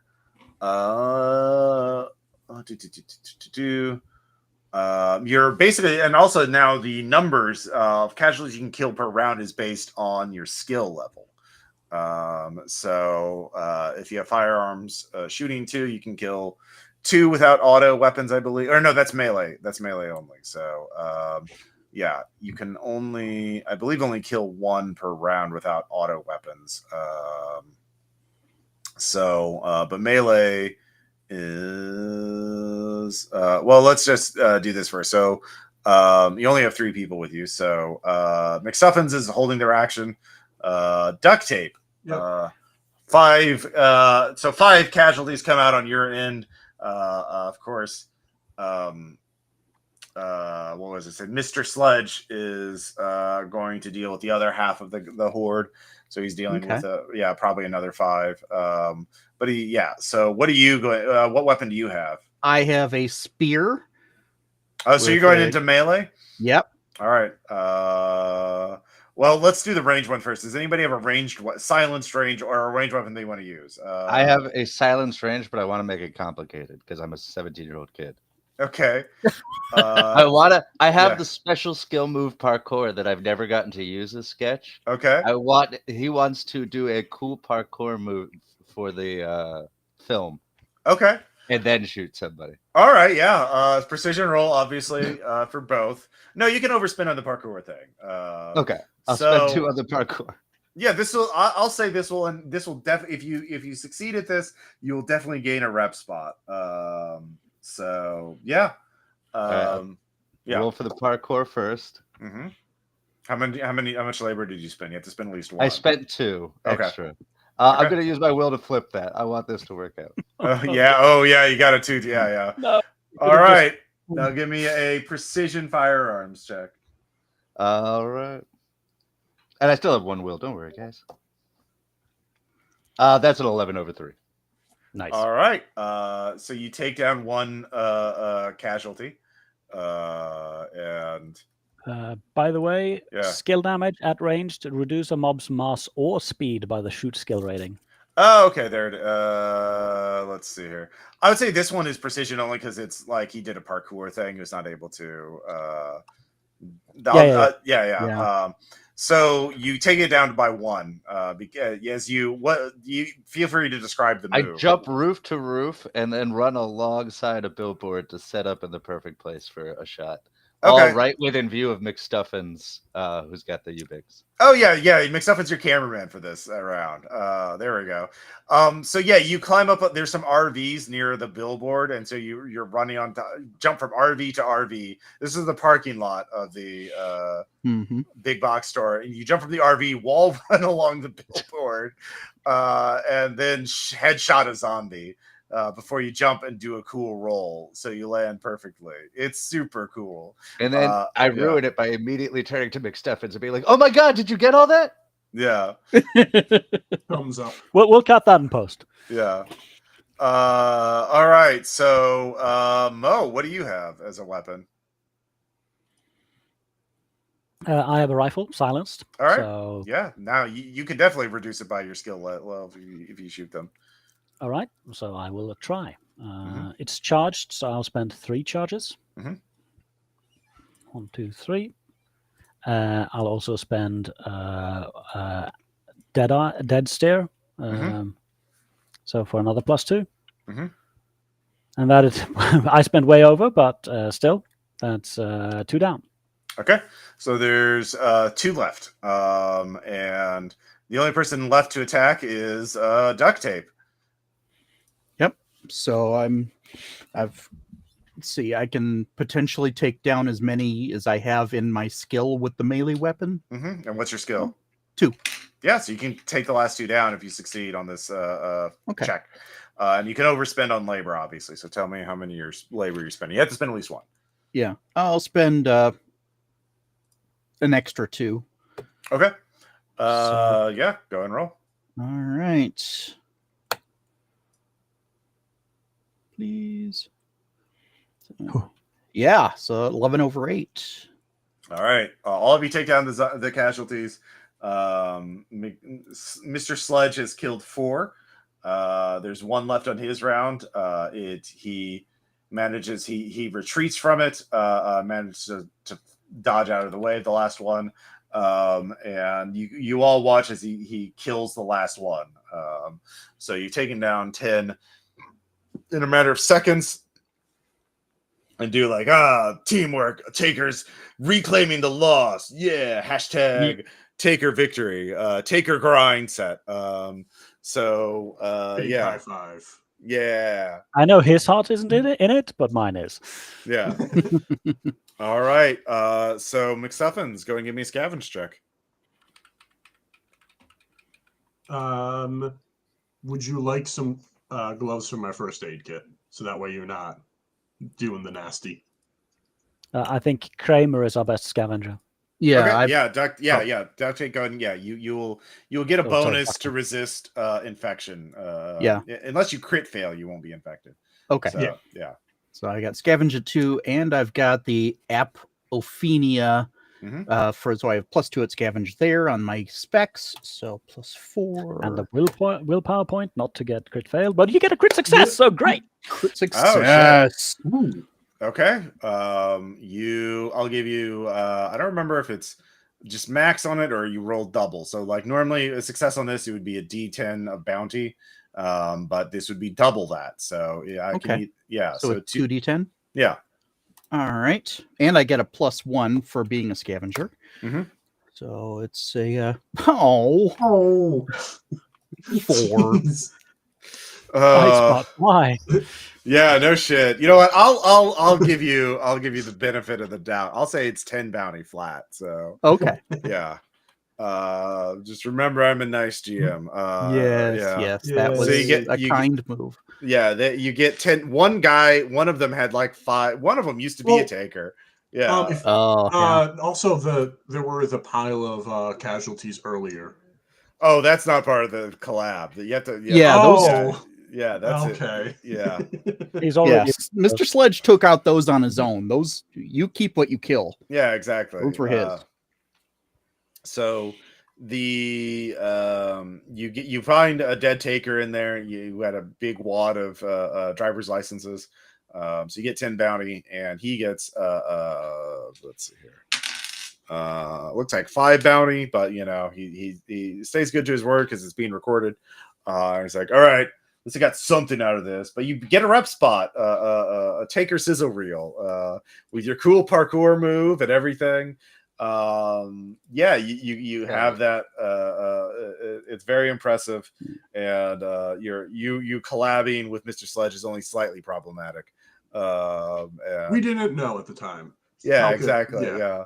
So you go on your separate ways and you move on. So Hooray, I'm not gonna starve this. Ooh. Yeah. Ross, actually, I found the rules for looting, and for each group of slain enemies, one taker can make a scavenge roll. On a success, they find the natural black result in browsing. Critical success adds 10 bounty to the result of the crit. Oh, So okay. It would have been 12 bounty we got from it. Okay, yeah, 12 bounty. You're right. All right. Thank you for catching that. Yeah, the mark up another labor as you all continue on to the third leg.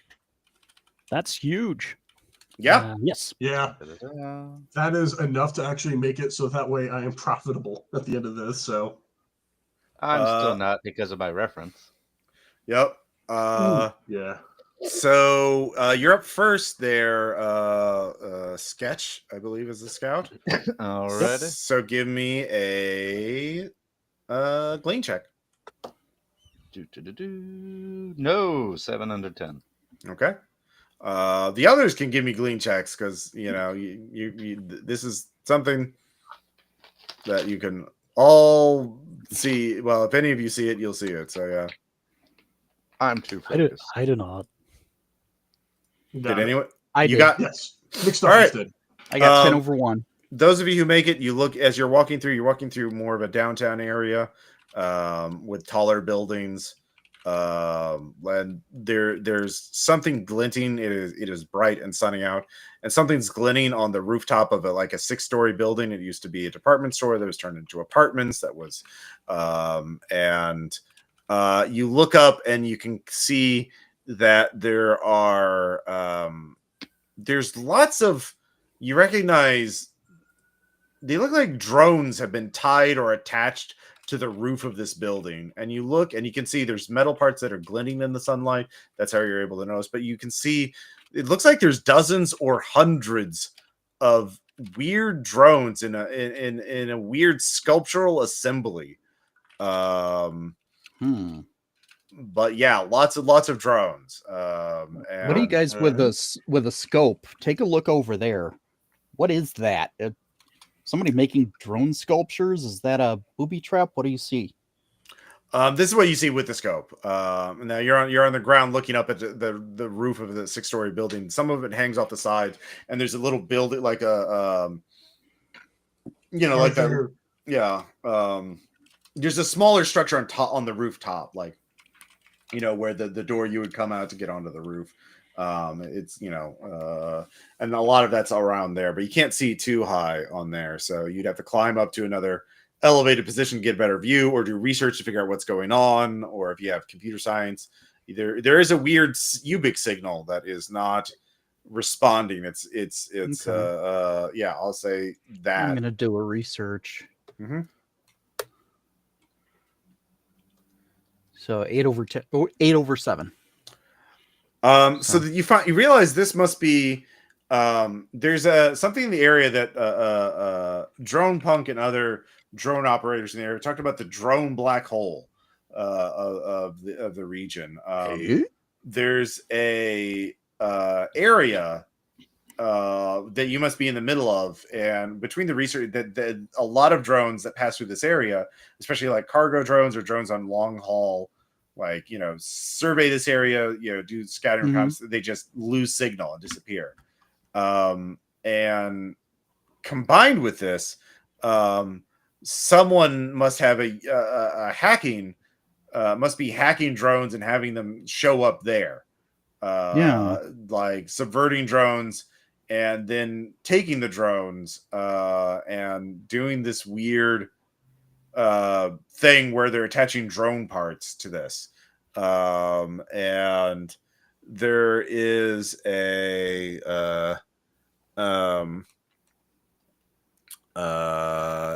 let's see here. There is the Ascendant Assembly, which is a hacking collective / taker group / performance art group that seems to be operating in this area.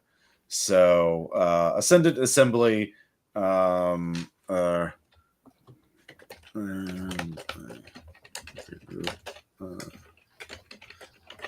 So you could do research on Ascendant Assembly, or you could. There is scaffolding on the exterior of the building and rope ladders and things like that would allow relatively easy access to the rooftop.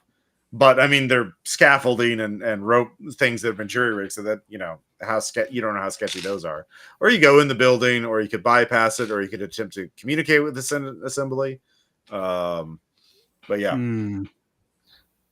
I mean, do you think that those groups would pay us to find out what's going on? The missing drones have got to be expensive. That would be a networking check to find a buyer for this information. Probably we should do that since it's on this way and we have time. Yeah. Yeah. All right. I already owe a lot. I'll let somebody else handle it. I think we should bypass contact with the Ascendant Assembly, though. If they're the ones putting this thing together, that means they probably don't want people to know that we could research them before we do anything. I can make an attempt. Okay. 5/2. Okay. Ascendant Assembly, yeah, they are takers by necessity, but their real passion is in avant-garde performance art and hacking as art form. So they've been a lot of people go really extreme with their art now, because why the fuck not? There's no rules or laws to say no. Yeah. And so they talk a lot about ascending and the sky and the air. So reading between the lines, they are using all these drones and using them as art pieces, but they also are clearly scavenging them and using them to their own ends. So it's a little bit of practical, a little bit of art. So yeah, anarchist. Is this some sort of alien thing? Like trying to get it up there to send out signals to someone? I mean, they mentioned that. You don't know if that's tongue in cheek or if they're being sincere. Okay. But what you do know is there's undoubtedly a lot of that. There's a lot. If you get to that rooftop, you could loot a lot of drone parts that could be worth a lot of money. 2, you don't know if they're actually Ascendant Assembly is this a remote site or if this is actually their little enclave base. Probably not their enclave. They probably operate. You don't know where they operate from, but they probably do not live here. So it's probably a place that they operate remotely. And 3, it's probably got some kind of defenses to deal with this. Yeah. They are trying to do this as art, but they're also trying to keep it on the low key. So you could try and hey, you want to keep our mouth shut? You could pay us, and they might do that. I don't think we've got anyone who's a techie on our team. Like duct tape, technically, but I'm mechanical engineer techie, not computers. Yeah, I kind of don't like these guys because they're robbing drones that are being sent back and forth. I think we should GPS tag the location, take some video footage, and then let people know what's happening when we're not in the area any longer. Well, that'll help the locals, but that won't get us anything. I mean, I kind of like the idea of taking the video and reaching out to this group and saying, hey, we're going to ping this for everybody to come get your drone back. So every single one of these drones someone cared about, right? They're probably taking them from they're not taking them from any, probably like you made your research check. Probably a lot of these are like DHQS and corporate drones. Okay. They're not. There's hindering reclamation. God damn it. They're using 0-day hacks for drones because no one's updated security software for drones for 5 years. Because how could you? My point is just that if they're all going dark in this one specific area, they know that it's in this one specific area. The location might be different, but it's over here is pretty obvious. Mm-hmm. Yeah. Right now it's a Bermuda Triangle. Yeah, exactly. It's Bermuda Triangle. They're just losing signal, and like it's not unknown for groups like DHQS to run signal jammers and shit like that, or just anti drone. Someone could be just Falconer could be just like kill all drones, or like an escape Falcon that's trained to fight drones could be doing it. Nobody knows, but you have valuable information in the right hands. Yeah. I don't mind sending this off as a tip when we are out of town, when we're out of here. Yeah, being in somebody else's turf. I mean, anonymous tips don't get us paid. Yeah. No, like paying them. Like I will tell you where your drones, the exact geotagged location where your drones are going. Yeah. We can get somebody who like Drone Punk who will just simply pay us so that way he can scavenge all the drones that he wants and then resell them himself. Yeah. Yeah, if you want to do that, that's just a networking check. It's like the card game intel you got earlier, same rates. So I think we all agree at least we're not going to go in or talk to them. Yeah. And we're not going to climb the booby trap tower. I mean, they don't know where we are. We can reach out and get more direct payment by just telling them, like, hey, we're going to tell Drone Punk and the DHQS, because we're on a reclamation job, where all their drones are going, unless you fork over some bounty. Or tell us where you have a cache nearby that has something we can use. Yeah, I think we should. I would like to have this conversation as we are walking away. Okay, yeah. That's at the very least. All right, well, you got video and geotag data, so you have that, and you can do what you want with it. So, but you're not poking the big thing. No. Yeah. I mean, we want to, but we also are at 2 hours in of this, so maybe. Yeah. All right. We can get supplies right now if we just make them hand over stuff to keep this a secret. Yeah. Blackmail jobs just sound so very risky. All right. We're literally going to sabotage a toy. Yep, it's true. Please don't remind me. Please. All right, so I'm gonna get some more water. I'll be right back, and then we'll start the job. My coffee. I kind of did want to climb that tower, to be honest. I'm going to ask Ross after this to be like, what was up there? I want to use this in my own thing. Yeah. Nice. Yeah. I mean, just the drone parts would be a haul or something that you could sell and hawk off. Mm-hmm. And the interesting thing would be how did they booby trap it to prevent greedy gribbly takers from coming and destroying their art installation. It's obviously booby trapped in some way, but like it's probably a fun gimmick. Is this Ross's version of the tower made out of filing cabinets? Yeah, like this is like something that is defined by our previous choices, because if you hadn't gotten those 12 bounty from the collab, we would have gone for this. We would have 100% gone for this. Oh yeah, probably. Yeah, just out of desperation. Mm-hmm. And there's what I love with red markets. You get these fun kind of like choose your own adventure style inflection decision points. Oh no, you crit failed this thing. That leads to a whole different scenario than this would have been if everything had gone smooth. And it all is flowing back to my negotiations, just rolling bad too. Oh yeah. And only having one willpower, which is not what you want in a negotiator, but still, you were what we had. Yeah, I am not the negotiator. I'm just around. Yeah. This is now both times I've played that we've had didn't have somebody dedicated to being a talky guy in the group. Well, I love that about red markets, because in any other RPG, the talker is just sort of like I guess we need one, not like on the side. In red markets, it's if you don't have a talker, you're fucked in like a different way. That's why aren't you spending your willpower on negotiations, man? Yeah, you don't need it. We're gonna die out there for you. Yeah, it's a skill set that is essential for this system to really work and to make it out and back again with enough income to be worth it. Fights are aggressively negative, and I love it. Yeah. Even more so in this edition.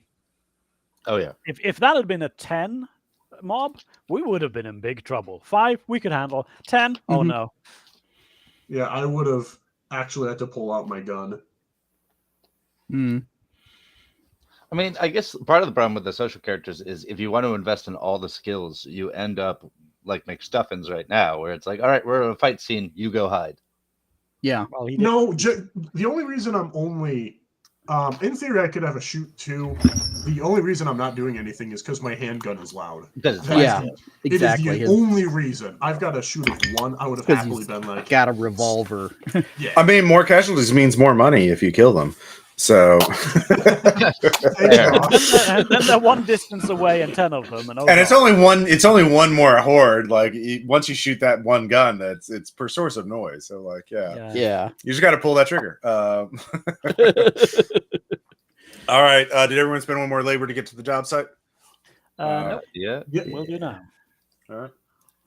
Okay. But you will finally see Min Maxers, the game store. You can give me a glean check, Sketch, since you're scouting it out first. Oh, Ooh, my. critical success. And Oh, 12 over nice. 10. Oh, someone lives here. Or more than one person lives here. This place is way too clean. It's fortified. It's barricaded. It's done in a really subtle and intelligent way to make it look like it's it's actually there's paint and weathering done to the barricades of this, make it look like it's fallen apart, but it's really well done. Like someone who has a lot of experience painting and doing craft projects has built these defenses to make it look to camouflage it, essentially, to It's make it a look maker enclave. yeah, or someone who's, I don't know, painted a lot of minis and for war Yeah. games has made this to make it look like it's you're about to find Henry Cavill. Yeah. So this is there's probably, it's not a full enclave because it's a single store, but all Yeah. the ground around has been cleared. There's clear lines of sight. There's firing portholes. And they probably you got a regular success, so you know it's like occupied. I got a crit success. Oh, you got a crit success. Oh yeah. There's probably maybe 2 to 5 people in there, and they live probably in the crawl space above the main store, below it, or both. The safest way to approach, there is they may have an encrypted Ubic network. You'd have to make a check to detect, and then you can open up online digital communications, or to approach it safely. They've actually they have a crack in the window, and you realize what they do is, like, takers who pass by, or scavengers pass by the area, they peek, they see it, they make it look like it's already been looted, and they peer in and they can see into the store at least a little bit. So you could do that safely, but if you do anything else, that might attract their attention. So you can approach it and peek in through the one gap in the barricades. And with a critical success, you can see there's embedded devices across the street that can probably be remotely triggered to lure casualties away into concealed pit traps. So this is actually, so people put a lot of time and effort into making this place livable and to make some kind of life here using a mixture of ingenuity. So yeah, this is really, yeah. Is it the vibe of a hangout hut or a life? Like people are living here full time? Probably living full time. There's a lot of labor. Okay. Yeah, you spend this much effort, you're staying. We're gonna be looting somebody's home. Well, your All right. job is not to loot, remember, it's to sabotage. Yeah. Well, somebody else is going to be looting so- somebody's home. All of you can give me a scheme this- check, actually, with this, since you got a crit success. I will try with my apps, which is a 13 over 2. Okay. 8 over 1. So you're able to profile these people a bit. So these people are either like, loonies or archivists, or a type of archivist, right? Like, you're living in a game store and maintaining it in such a way, your skills would allow you to do quite well in an enclave, really. But you're choosing to live out here in an isolated area where there's probably not getting food and water is probably a challenge. So these people are really dedicated to protecting this game store and keeping it pristine, right? But you have leverage. You know that there's another taker group here to loot the store. That's what I was thinking. Yeah. I was thinking of just like letting the other group go in first and get blasted. Well, or just warning these guys.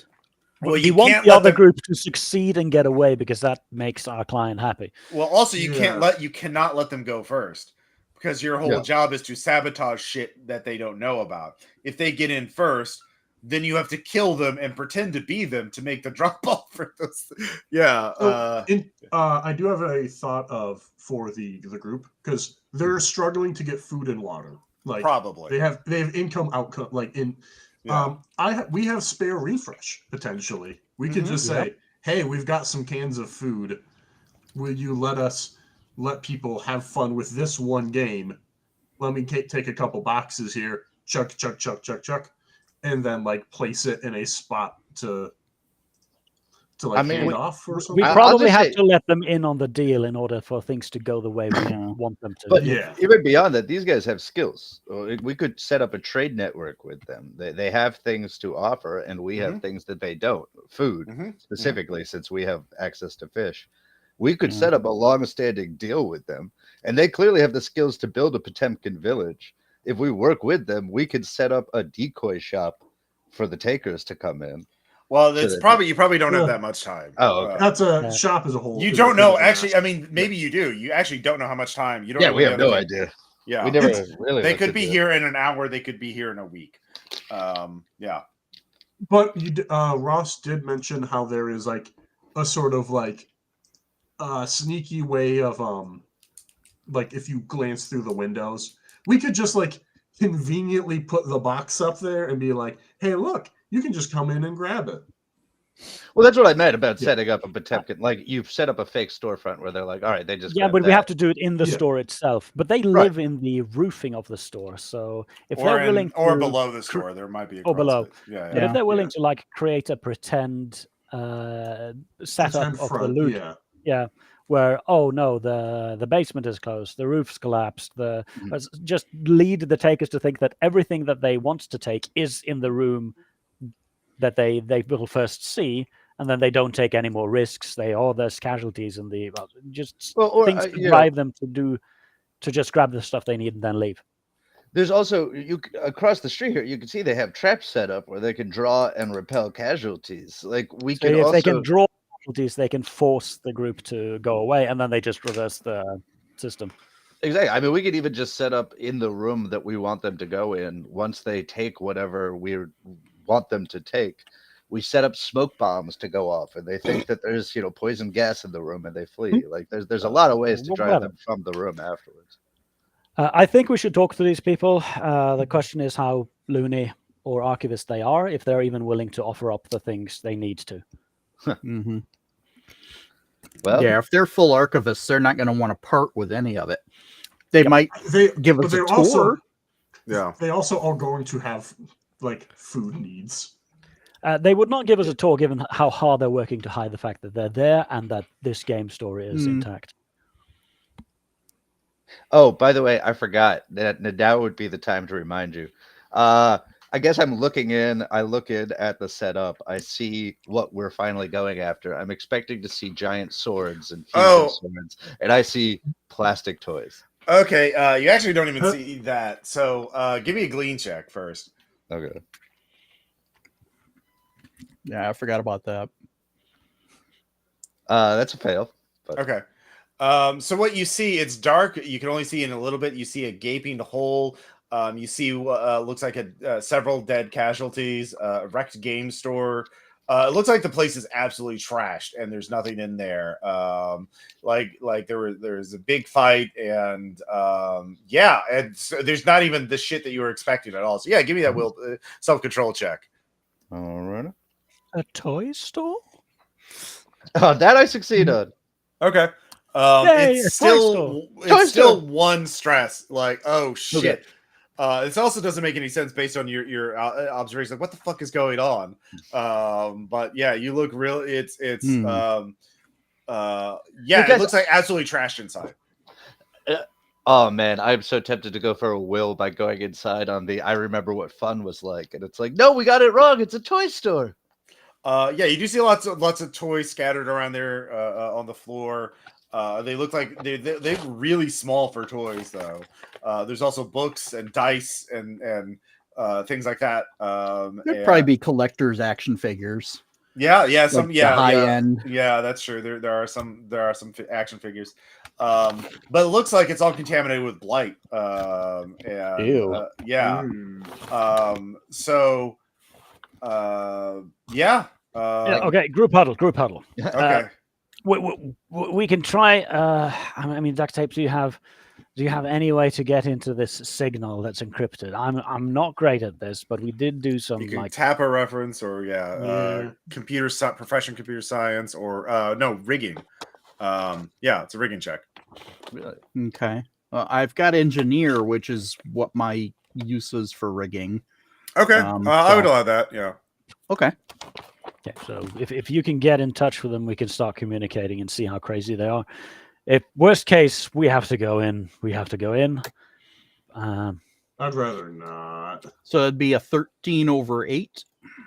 13 over 8 is definitely enough to break in to gain access to the Min-Maxers guest network, which is still active, and you can open up communications with them in the guest portal. Contact us. Yeah, their little website's still running on their local network.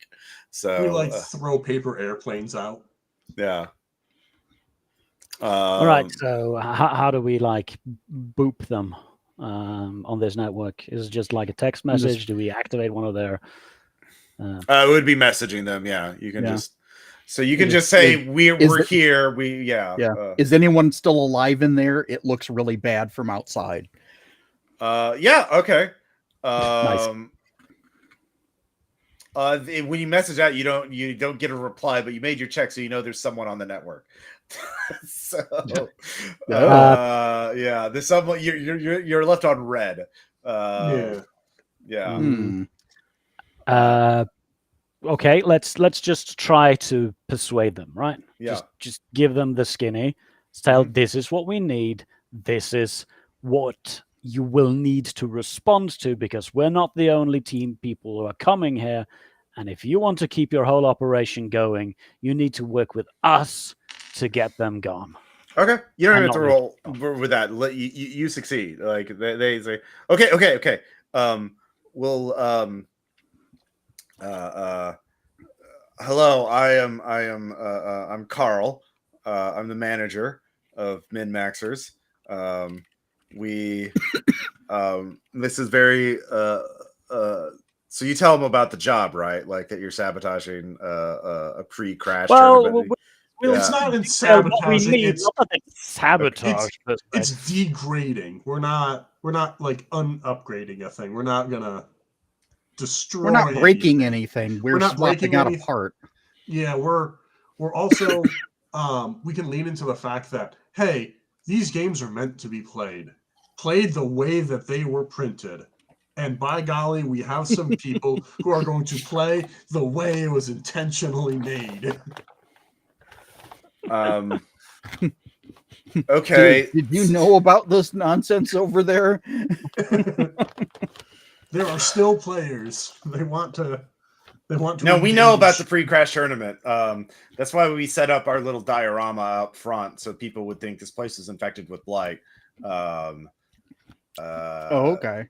So yeah, we set it up to give them make it think all our stuff was that's just paint, that we put over some of the lesser valuable stuff, and we just made we got a canvas thing and put it up the front of the store and painted it to look like the interior of the store. Wow. So that's impressive. And you guys are awesome. We got some regular those bodies aren't even real. They're we just we're very good at what we do. We had a lot of time. Doing on food and water, by the way. Yeah, not great. Okay.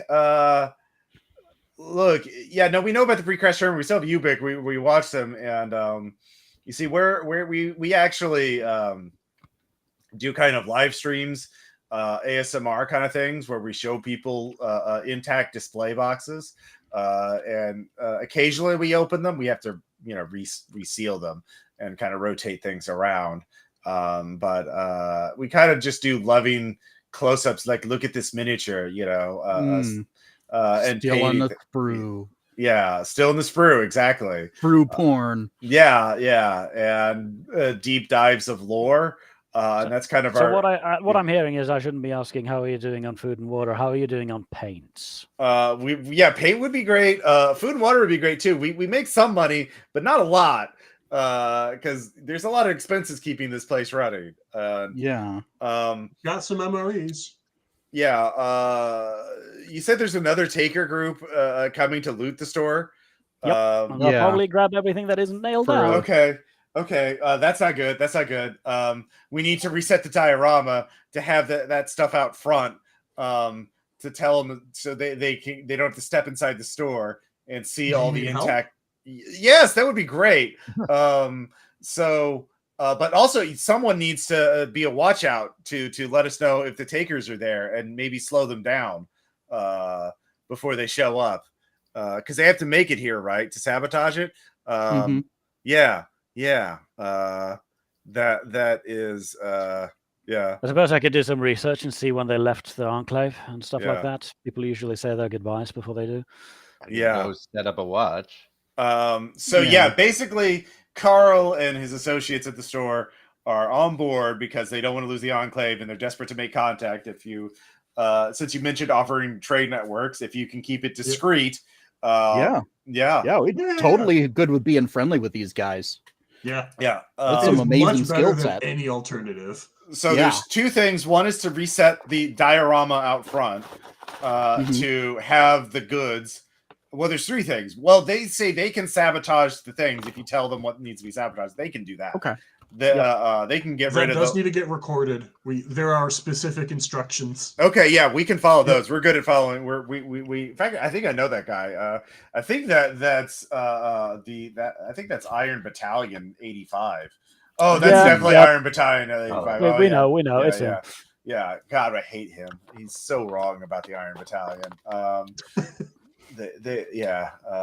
But whatever. We'll follow his instructions. But we need help moving things around to reset the diorama so that the sabotage things are up front. Like we'll pose them. We need a real dead body. They're not going to be fooled by the fake dead bodies. So someone needs to get a real dead body and put it out front with the goods, so they can make it look like a taker got killed. And trying to put the models in a like a bag. like a fresh body, like a actual human body, or like a freshly killed casualty. I think killing a person would be kind of bad. Let's not. Well, I don't know where you'd even find one around here. This area is pretty desolated. Yeah, okay, so find a casualty, bring it here, so we can set it up next to the boxes, and make it look like a taker was looting them, dropped them after he killed a casualty and ran away. And spill some blood to make it look like the casualty bit him, and the taker panicked and ran away before killing. So someone needs to bleed, someone needs to get a body, and then someone needs to be a watch out, and then someone needs to help move things around. The moving things around, that's not as important. So the three main things are get a body, bleed, and watch out. I guess the bleeding won't take too long. So Carl and his associates, three other game store clerk people, all quite skinny now because the lean diet. They are a flurry of activities. So there's three main things. What does everybody want to do? Like, how do you want to divide the labor? Sketch could probably be good for keeping a watch. How's your bleed? I'm happy to do that. Okay. I cannot offer any help murdering casualties. I can bleed, I guess. That's you're a doctor. You can do it safely. Yeah. Oh, yeah. That makes sense. Mm-hmm. Yeah, you could even pull it out with a syringe and actually just kind of squirt it about a bit, make it look like Yeah, exactly. slash. Yeah. Yeah. All right, Dux. Then you're with me trying to get a body. All right. Yeah, a Fun. body. I mean, more than one if you can. That might be good. Might look better. We'll see One what or- we one or can two. find, but Yeah. it's Yeah. Make sure you. All right. So sketch. Give me a sneak check. All right. Ooh, that's going to be a 6 over. I'm gonna use my last will and flip that. All right. So 10 and over 2. let's see here. And yeah, you succeed with that, and you get into a position, and so I'll let you know when they get close enough for you to detect them, and then you can we'll see how the others are doing to see if they McStuffins, give me a profession doctor or first aid, Alright. whatever's higher. Yeah. I just have profession doctor. Okay. I will spend additional charges, like spend a couple of first aid, so I've got a +5 total. Mm-hmm. Oh no! Jeez. Oh no! Come on, that's a crit fail. Okay. Cool. oh, turns out he's anemic. Okay. He did That's say a he little bit wasn't a more- good doctor. that's- Yeah. All right. Let's find out how much damage He's that spraying does. immunity all over the place. It looks like the Evil Dead cabin in here. Give me a self-control check. Yeah. As the needle snaps. Oh, It's an old needle. And All right, I did succeed on that one. yeah, so you don't lose anything, but you take 3 killing damage to one of your arms. I'll take 3 to my right. God. Ow. Yeah, that you cannot heal. But you got some blood. And Oh, yeah. I'm gonna Yeah. go step in the back real quick. Hang on. Let me take care of this. yeah. Let me stuff a rag into my mouth and scream. Yeah. You eventually get the needle fragment out, but like, yeah, it's Oh. excruciating, and you're gonna be useless for a bit. Yep. But boy, you got blood. There's a little bit extra just for safety. Yeah, Carl and the others also. Let's see how they do in their self-control check. By the way, if anyone's sick, I can. Oh, they're like fucking sick, man. Cool. This is what it's like. Yeah, no, this is you can't beat the real thing. Yeah. This is the fucking taker life. I mean, I Yeah. don't know. Yeah, hardcore, man. Hardcore. It's his first day on the job. Yep. Day on the job. Oh my god. All right. The rest of you, the two of you looking for casualties, both of you can give me a glean check to find Can I one in roll torpor. Scheme To figure out a good place to. Yeah, sure. Or Yeah. scavenge. Okay. Actually, scavenge. Yeah, scavenge. Basically, what you're looking for is like 1 or 2 casualties that are asleep. You know, or in Yeah. torpor is what they Yeah, call well, it. Yeah. Scheme goes to the market. So, Okay. oops. All right. Let's see if my scavenge does any better. Mm-hmm. Would the apophenia actually work for this, or is that just for looking at on? No, you can tell. You want to look for threats. Yeah, you can. Okay. Yeah. All right, so it'll be a +4 to this roll. Okay, 12 over 9. All right. Yeah, there are 2 casualties in torpor. Underneath. Well, in a car. One in the back seat, one in the front seat.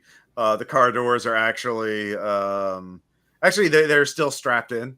That's why they're still there, but you're far enough away that they don't wake up and start thrashing around. Are the windows broken in? Oh yeah. This Okay. thing is a. That means a spear will go through the window quite nicely. But to get close enough without awaking them, that would be a stealth check.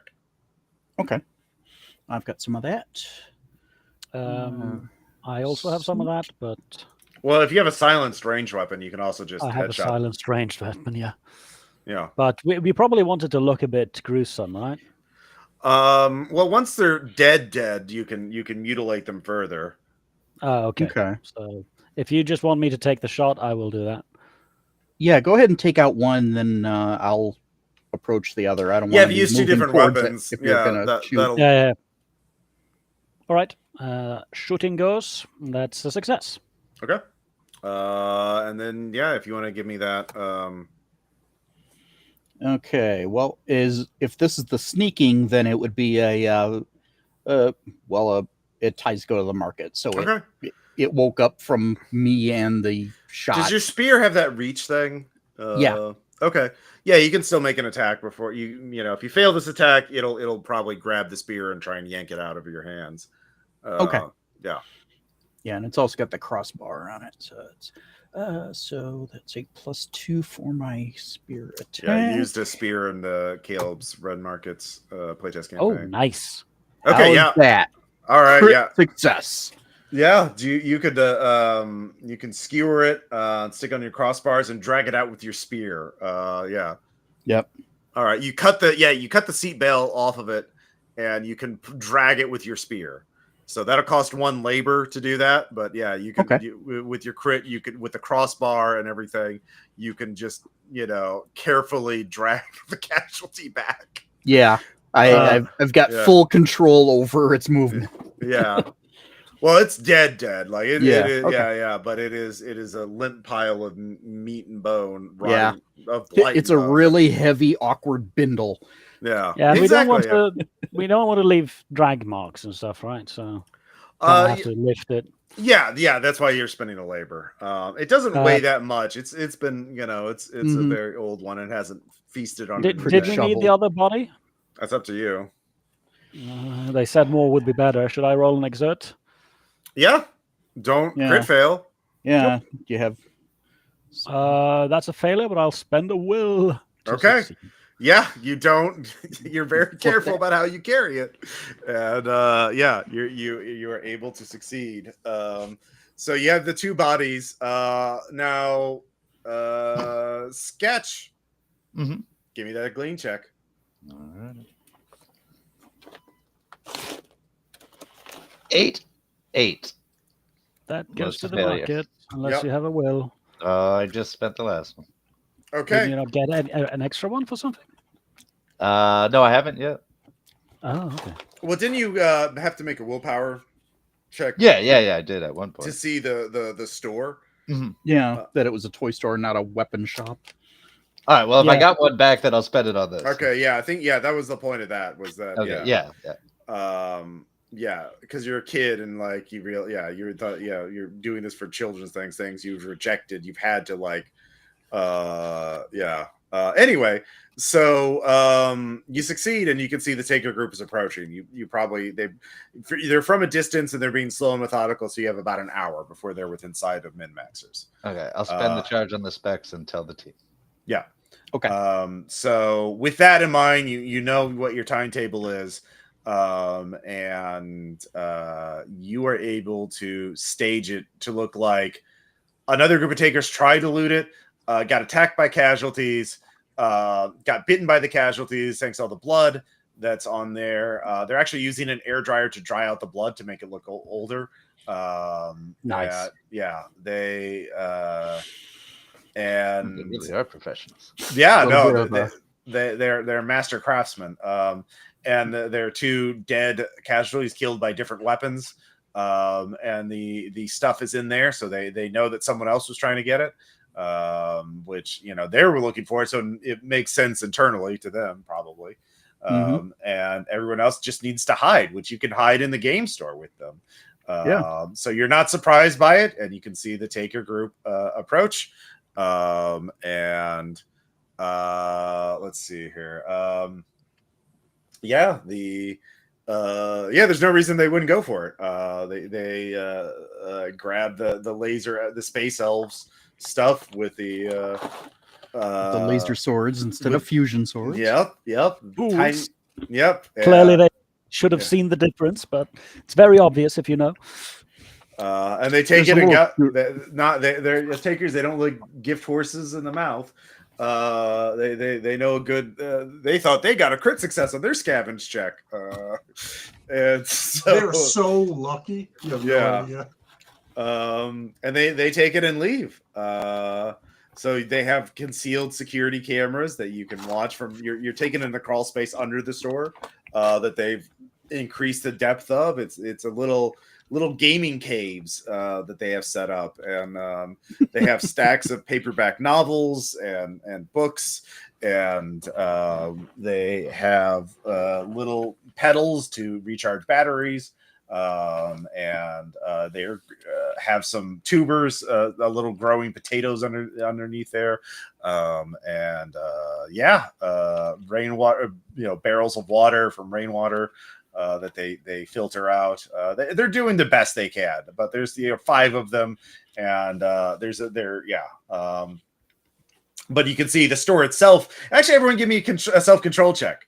You see the actual store, and it is pristine.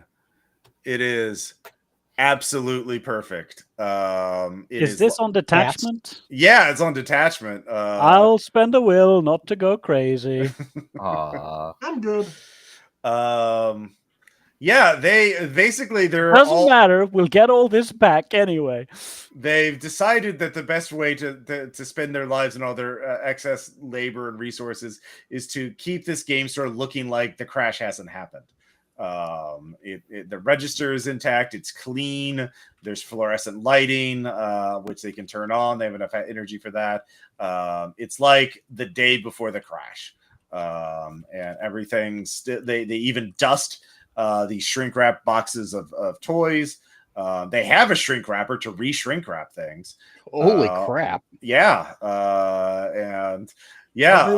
do they casually play games as well during the off times, or no? They don't casually play it. Everything they're hardcore.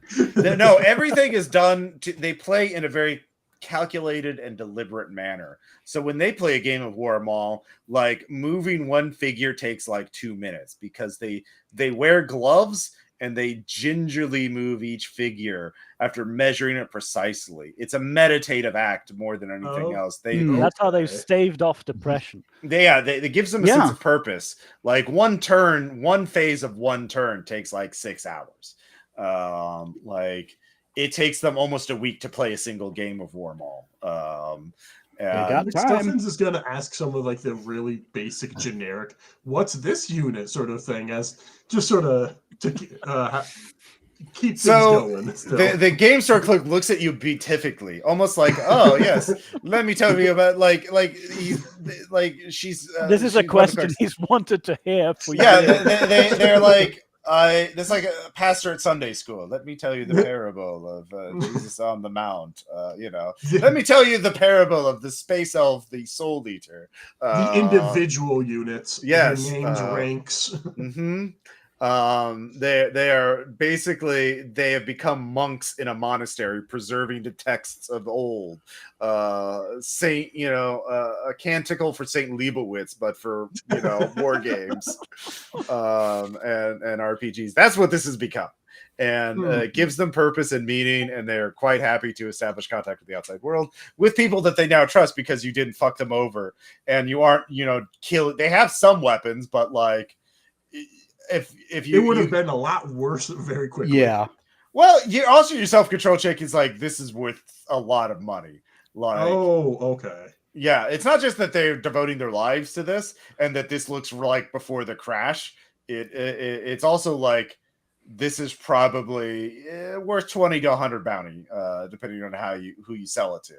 But this is what I'm fighting for. Yeah, exactly. Reclamation. Yeah. Return to normality. Mm-hmm. Yeah, they're fellow travelers on the path. They're waiting for reclamation so they can reopen min-maxers. And you talk to them, and they will they say they have a job line for you. They'll help you. If they know of there's opportunities they know about that could be worth a lot of bounties. They know of a warehouse, their distributor's warehouse. It's a score. You could get stuff that they are not brave enough to get and sell it to those Iron Battalion 85. Yeah. We want to help people. Well, you're helping yourselves. and giving people it's a morale boost. I mean, there's a lot of ways you could spin this, but like it's giving this is how they've staved off depression and madness. Yeah. I see that That's now. what I'm this doing was the right right job now. to pick after all. Like these games are great ways to spend some idle time, and you have a lot of idle time in the Lost. Like between painting them and the settings and all and of the that. salvation. Yeah, I mean the fact that they actually can give you some trade goods that they can sell, and if you can get a cut of that. So actually they have some trade goods. So 2 haul of stuff that they don't use but that they've scavenged. Parts that they know are valuable but they haven't got around to trading because establishing contact. Okay. So I'm not good at carrying things, but that is useful. That'll give you an extra 5 bounty for your cut if you don't, cheat them. Oh, damn. Yeah. So as I'm concerned, this is a beautiful kind of crazy. Yeah. So yeah, that's but you completed the job. Iron Battalion's very happy about it. And you get 5 extra bounty from your new trading partners as you decide not to fuck them over for short-term profit. And you have a little secret, and you do get a rep spot. So yeah. And even that other Taker crew got paid because they retrieved the models they were told to get. So and they can't check them. They're shrink wrapped and everything. So they have no liability in having the wrong parts. And the thing is, this is such a subtle thing because there was a random assortment of parts. So he just thinks that there's got to be at least one fusion sword among them. Statistically speaking, it's very unlikely that they'd all be laser swords. He did all the calculations. This has got to be it. Yeah. But and also we have the obsessive weirdos who are doing the repacking. Yeah, exactly. It's even easier. Obsidian Maverick 72 is going to be so pissed when he finds out he's not getting a single fusion sword. So yeah, it's going to be great because like Iron Battalions, you might want to watch him. He's going to do a live unboxing on the stream when he finds out he doesn't get a single fusion sword. Oh, it's going to be so great. He's spent so much bounty on this. Okay, if Obsidian Maverick is also a rich asshole, I can get behind this. Oh yeah, these are 2 rich assholes. I mean, they're 2 rich people. Yeah, they're both terrible people. Again, this is conspicuous consumption. They're flaunting their wealth by playing the most expensive game imaginable. His rage shall be the solve for my soul. So yeah, I'll just say as the epilogue, do any of you watch the live stream? And if so, does it make you feel better or worse to see the despair on Obsidian Maverick 72's face? Well, let's see the self-control check. Oh, better. Okay, yeah, all right. You did that, yeah. But yeah, that's the job. And so let's see here. You made the base was 27. And then you got plus 12 from the Mr. Sledge's and plus combo. And then plus 5 from the trade network because you were helping. So 39 plus 5 is 44. So each of you gets 11. I think I just barely pay everything off. Yeah. And I can heal my arm that got stabbed real good. Yeah. That's good. I think you can by yourself. Yeah. You stabbed yourself. A really fun thing here is my character, Mo, has 1 dependent. I only took 1 damage on the humanity threats on detachment. And the way dependents work now is that they clear down to a crack 1 track of a threat. So all those 4 detachment markers that I got for failing that self-control crit is gonna get repaired by Gracie, my clinky tot. Oh, really? So it doesn't go. It's rows, not columns. Yeah. Okay. Yeah, it's not even whole rows; it's sections of rows before cracks. Yeah. Oh, cracks are permanent still. Yeah. Because of Shirley Pete is a terrible reference, I actually can't take care of my dependents. I can only do my upkeep and pay off my reference. No. Yeah, that's. I mean, you had more chances for more money. You could have tried to loot those drones, but you're like, That's what I was saying. Oh yeah, you do have that drone intel. Are you Yeah, we need to sell the drone intel. Yeah. All right. That's a networking check to just sell it. Unless you want to go out of your Would way. it be beneficial to do a research first to see who would Yeah, be research best to could give you an additional. I can do a research. Okay. Yeah, I can do both. I can do research. And I then can a- make it a only crit one research. research check. Yeah, one and done. I can make it a crit research because I have will. Oh yeah. Oh. If you succeed, yeah. I succeed. Okay, you upgraded to that. So it'll be you figure out the perfect client for it. It's not Drone Punk, that's the obvious one, but there's a taker crew that specializes in looting and scores. They're a reclaimer outfit, and they would love this. This would be a great score for them. So they'd be willing to pay top bounty for it. So your base is going to be 10 plus the result of your networking check. McStuffins can make that networking check. All right. Who's got decent actually, networking? I've got It's 2. not me. I failed. I will spend my will to flip, though. Okay. So it's going to be 10 plus 1d10. So 13 bounty. They pay quite a bit for this information because they All right. they can also leverage it into what do you call it? Blackmail? No, to get a lot of other people. A lot of people have lost drones, and so they can Scavenge specific parts for specific people. well also get revenge on the Ascendant Assembly for sabotaging so many fucking drones. They made a lot of enemies. Yep. Yeah, so This could have been a big score for us as well, but it could have been a decided not to big go for it. score. Yeah. But yeah, this is almost not quite. This might be a Mr. Joel's for this group. So I am casually curious. What was secretly like? Was there a trapped or anything, or was that? Oh sure, yeah. Yeah. Drones with motion sensing and person detecting, aiming stuff like suicidal kamikaze drones with bombs. Okay, and they were just ready to go. Okay. Yeah, if you fail, Some of them were just and- perched on there. yeah, they're just on the side of the building and in the building. So like That makes sense, and I'm glad we didn't go for it now. Yeah. Very glad. so it would have been. Oh my god! Yeah, So that's 3 extra bounty to each of us, and 4 for one person, which can be the guy who didn't have any money left over at all. Yeah. all right, I'm fine with that. There you go. So you actually made a profit from the job. Interesting. Yeah. Was the latent an homage? No, I mean it's just the obvious thing to make the latent guy a melee person. So it's not Banhammer or any of Tom's characters or anything like that. It was just Okay. Yeah, I just thought it'd be Malleus was my first thought, but I thought it Yeah. was just a cameo. Malleus. That's it. Yeah. It was not Malleus. It was just like I wanted to react. I wanted like someone who is just a toxic taker who is just trying to manipulate other people and just being an asshole. yeah, Malleus isn't that kind of no, emotional baby. No, Yeah. I just I wanted a more subtle thing. He's a copycat who's also, bastard. He probably saw some of Mal's videos and went with that. Oh, every laten's the melee specialist. We're all alike. What do you do? I have a sword and spear. Shut up. I mean, a shield and spear. Yeah. Maldives from the Jiu-Jitsu campaign. Anyways, so that's the Troutfit. There's 2 other jobs, so I'll probably run it. I don't know if I'll run it next month. I'm going to be doing consulting as well next month, so I might run Delta Green in this.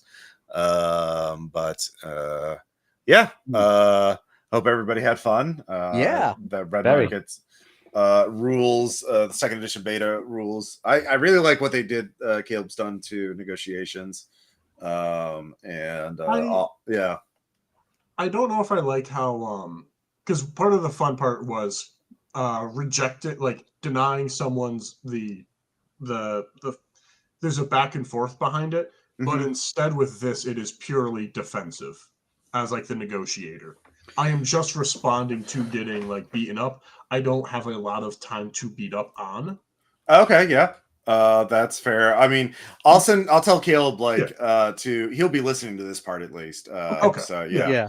So yeah, any other feedback you'd like to give McStuffins?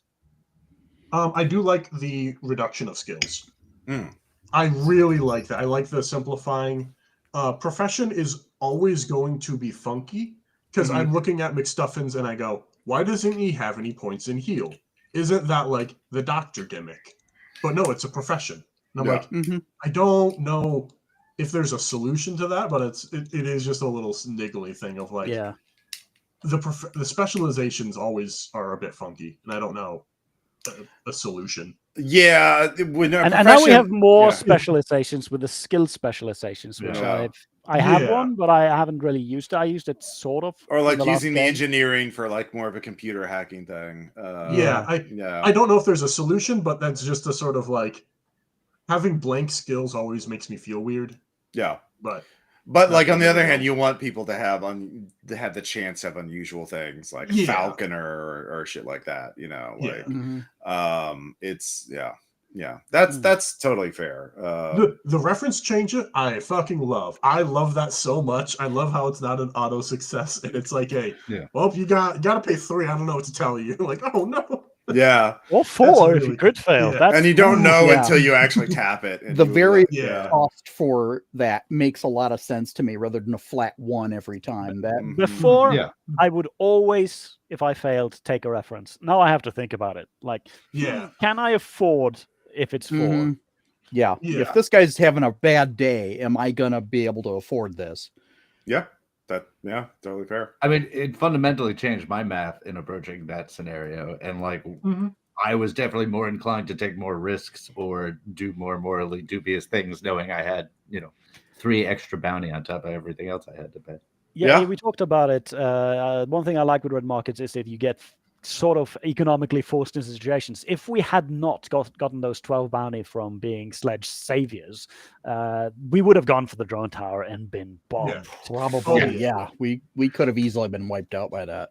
Yeah, I mean, the thing is, if you the way to deal with that is that the drones, they're any one. There's only a couple of drones on any given approach to get to the top of that building, so you only have to deal with like 1 or 2 explosive traps, and that could have been done with since you didn't have hacking or drones, you would have had to like either stealth would have been possible inside the building. It would have been difficult, but it would have been an extended skill challenge or using references to like so or Tricky. it would have been, you could have actually so it would have been a whole thing. It is.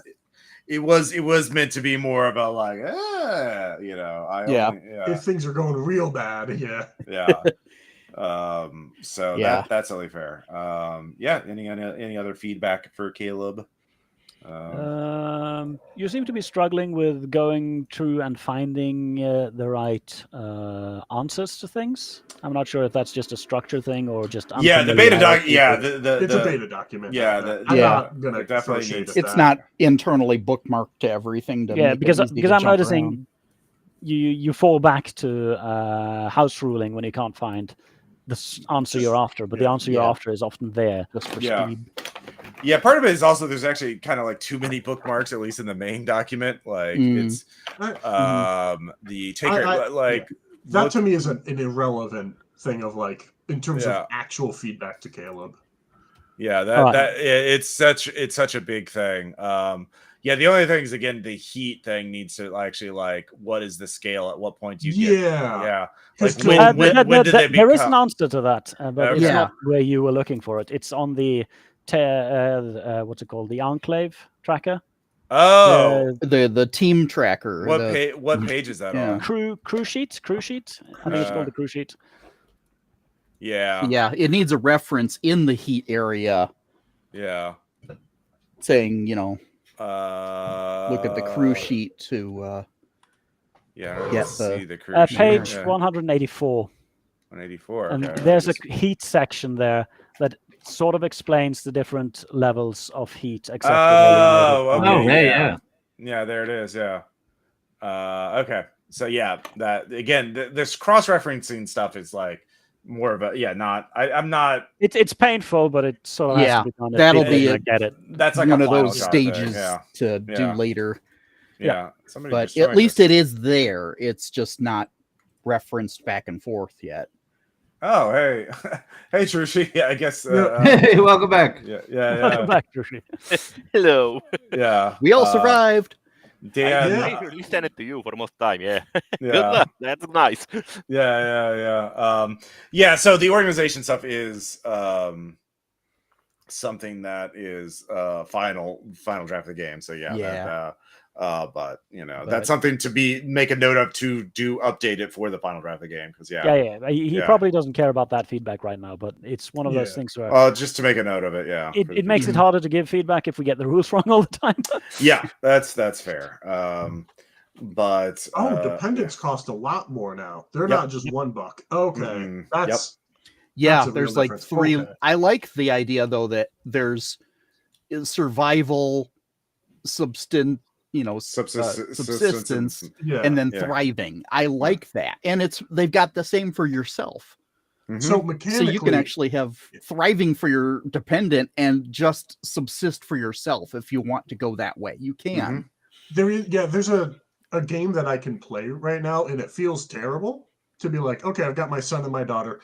I only have like a couple in detachment, so I just need to have one of them thriving. So I go like, hey son, you want some crayons? Hey daughter, how's it going? Just give extra to one kid over the other. This that feels real, just like real life.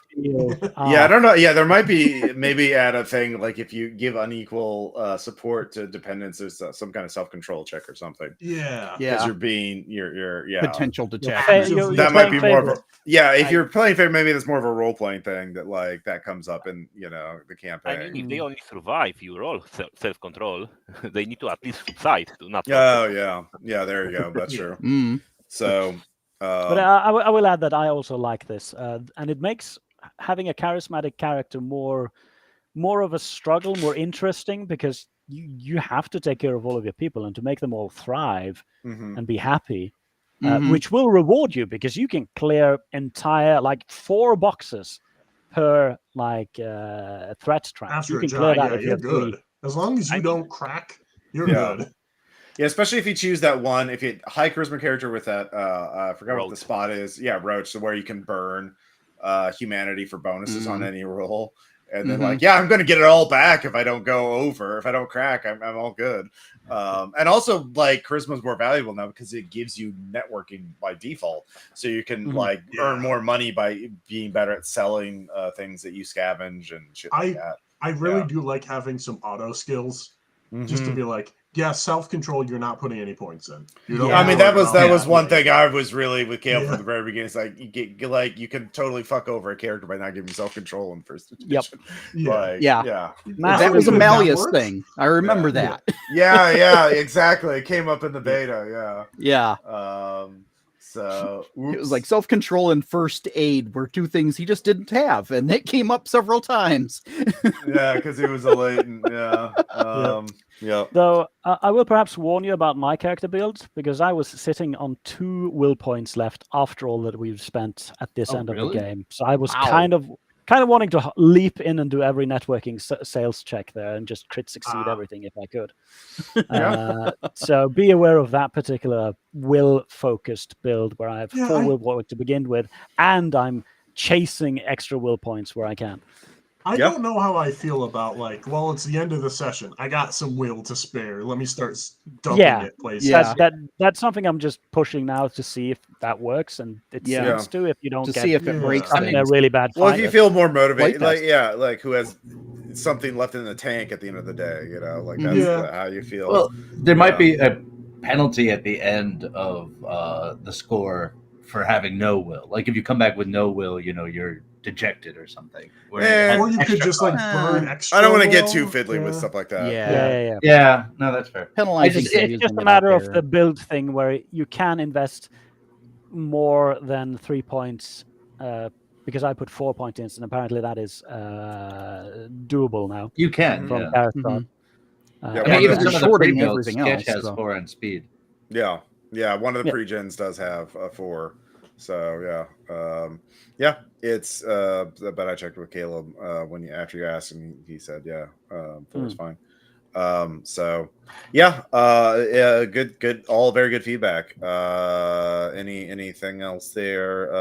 Trushi, I know you didn't get to play, but do you have any more feedback for the game? I mean, I ran the game last week on a convent, so I actually do play. Oh yeah, cool. Yeah, how did that go? Or did you have any feedback based on that? I mean, I got 2 players who didn't put anything into move, so that was fun. Oh shit! Yeah. Did they survive? Nope. Oh. Yeah. There No we dot go. for them. No dot. No dots. Yeah. Well, That's an issue. That's a huge issue in this game. I mean, you didn't have to make many move checks in this game, but like you guys weren't, you didn't crit fail any like. Yeah, I mean, to be fair, if we'd gone into a fight, I might not have will point left. That's how that goes. Mm-hmm. Yeah, it could have gone a lot worse. Like if I had rolled heavy or like more casualties, or if you had gone into the smoke at the beginning, like that would have been bad. Like if you had failed that glean check to know that you just all walk into like it's pitch black because there's smoke everywhere, you can hardly breathe, and then you run into the casualties are 10 feet away, and there's a horde of them. So those were some of the 2 labor best spent this entire session. Yeah, so that could have been really bad. That could have been a TPK. So yeah. I do say I do like mechanically handing refresh off as a bribe during the game. I think that's really interesting to be like, hey, I've got some trade goods on hand. Do you want some? I don't know if that could be a thing that's like codified, but I do like the idea of that. Yeah, I mean, being like, I've got some spare food. Do you want some? I mean, in Black Death Hack there was hunting. Yeah. Yeah. Fair enough. Cool. All very good feedback. Thank you all so much for playing and for running it at the con, Trushi. I'm sure Caleb appreciates that. Be sure to message him. Oh yeah, if you have like a more detailed report, like email him or message him in the. I did. Yeah. I did Okay. The feedback for so they are. Did it. Great. Yeah, and if you have more feedback for those of you who played, feel free to send it to Caleb. There's information in the beta documents about that. But cool. Very good game. And if you want to play in a game like this, go to patreon.com/RPPR. We have so many wonderful things on the Patreon right now. We're doing we're doing very cool things. This is a video podcast where we're going through a Hungry Hollow, the parthenogenesis of Hungry Hollow, a modern horror scenario set in a small town. We're doing that chapter by chapter, and I have just recently posted a modern. Oh yeah, you have to join for free, but yeah, I did a modern horror scenario called Darkfield with art from Trevor Henderson, the creator of Siren Head. And it's a very good scenario that we're recording now, and I hope that keeps going because that was such a fun listen. Again. Well, there's part 2 got posted to early access. I listened to it. Good. I might do more. I mean, that scenario is done, but I might bring those characters back for another. I think I'm gonna. Once I get another idea for another scenario, I think I'll try and do a scenario every 2 or 3 months for the Patreon. So this is the 4th scenario that we've done, and there was a Patreon game with Darkfield last week, and we only had to sacrifice 1 agent to the evil. 2 weeks, we only had to sacrifice 1 agent to the evil in order to succeed. So that was a great job. It was very fun. Yeah. I had to check that basement. You just have to check the basement. And we just had to leave you behind because didn't even go down to check on him. Just like gunfire, silence. We're not going down there. The monster breaks out. Nope, he's dead. He didn't come back up, so I don't think he's ever going to come back up. Fair enough. Well, thank you all so much for playing. Thank you all so much for supporting the RPPR Patreon. It means so much to me.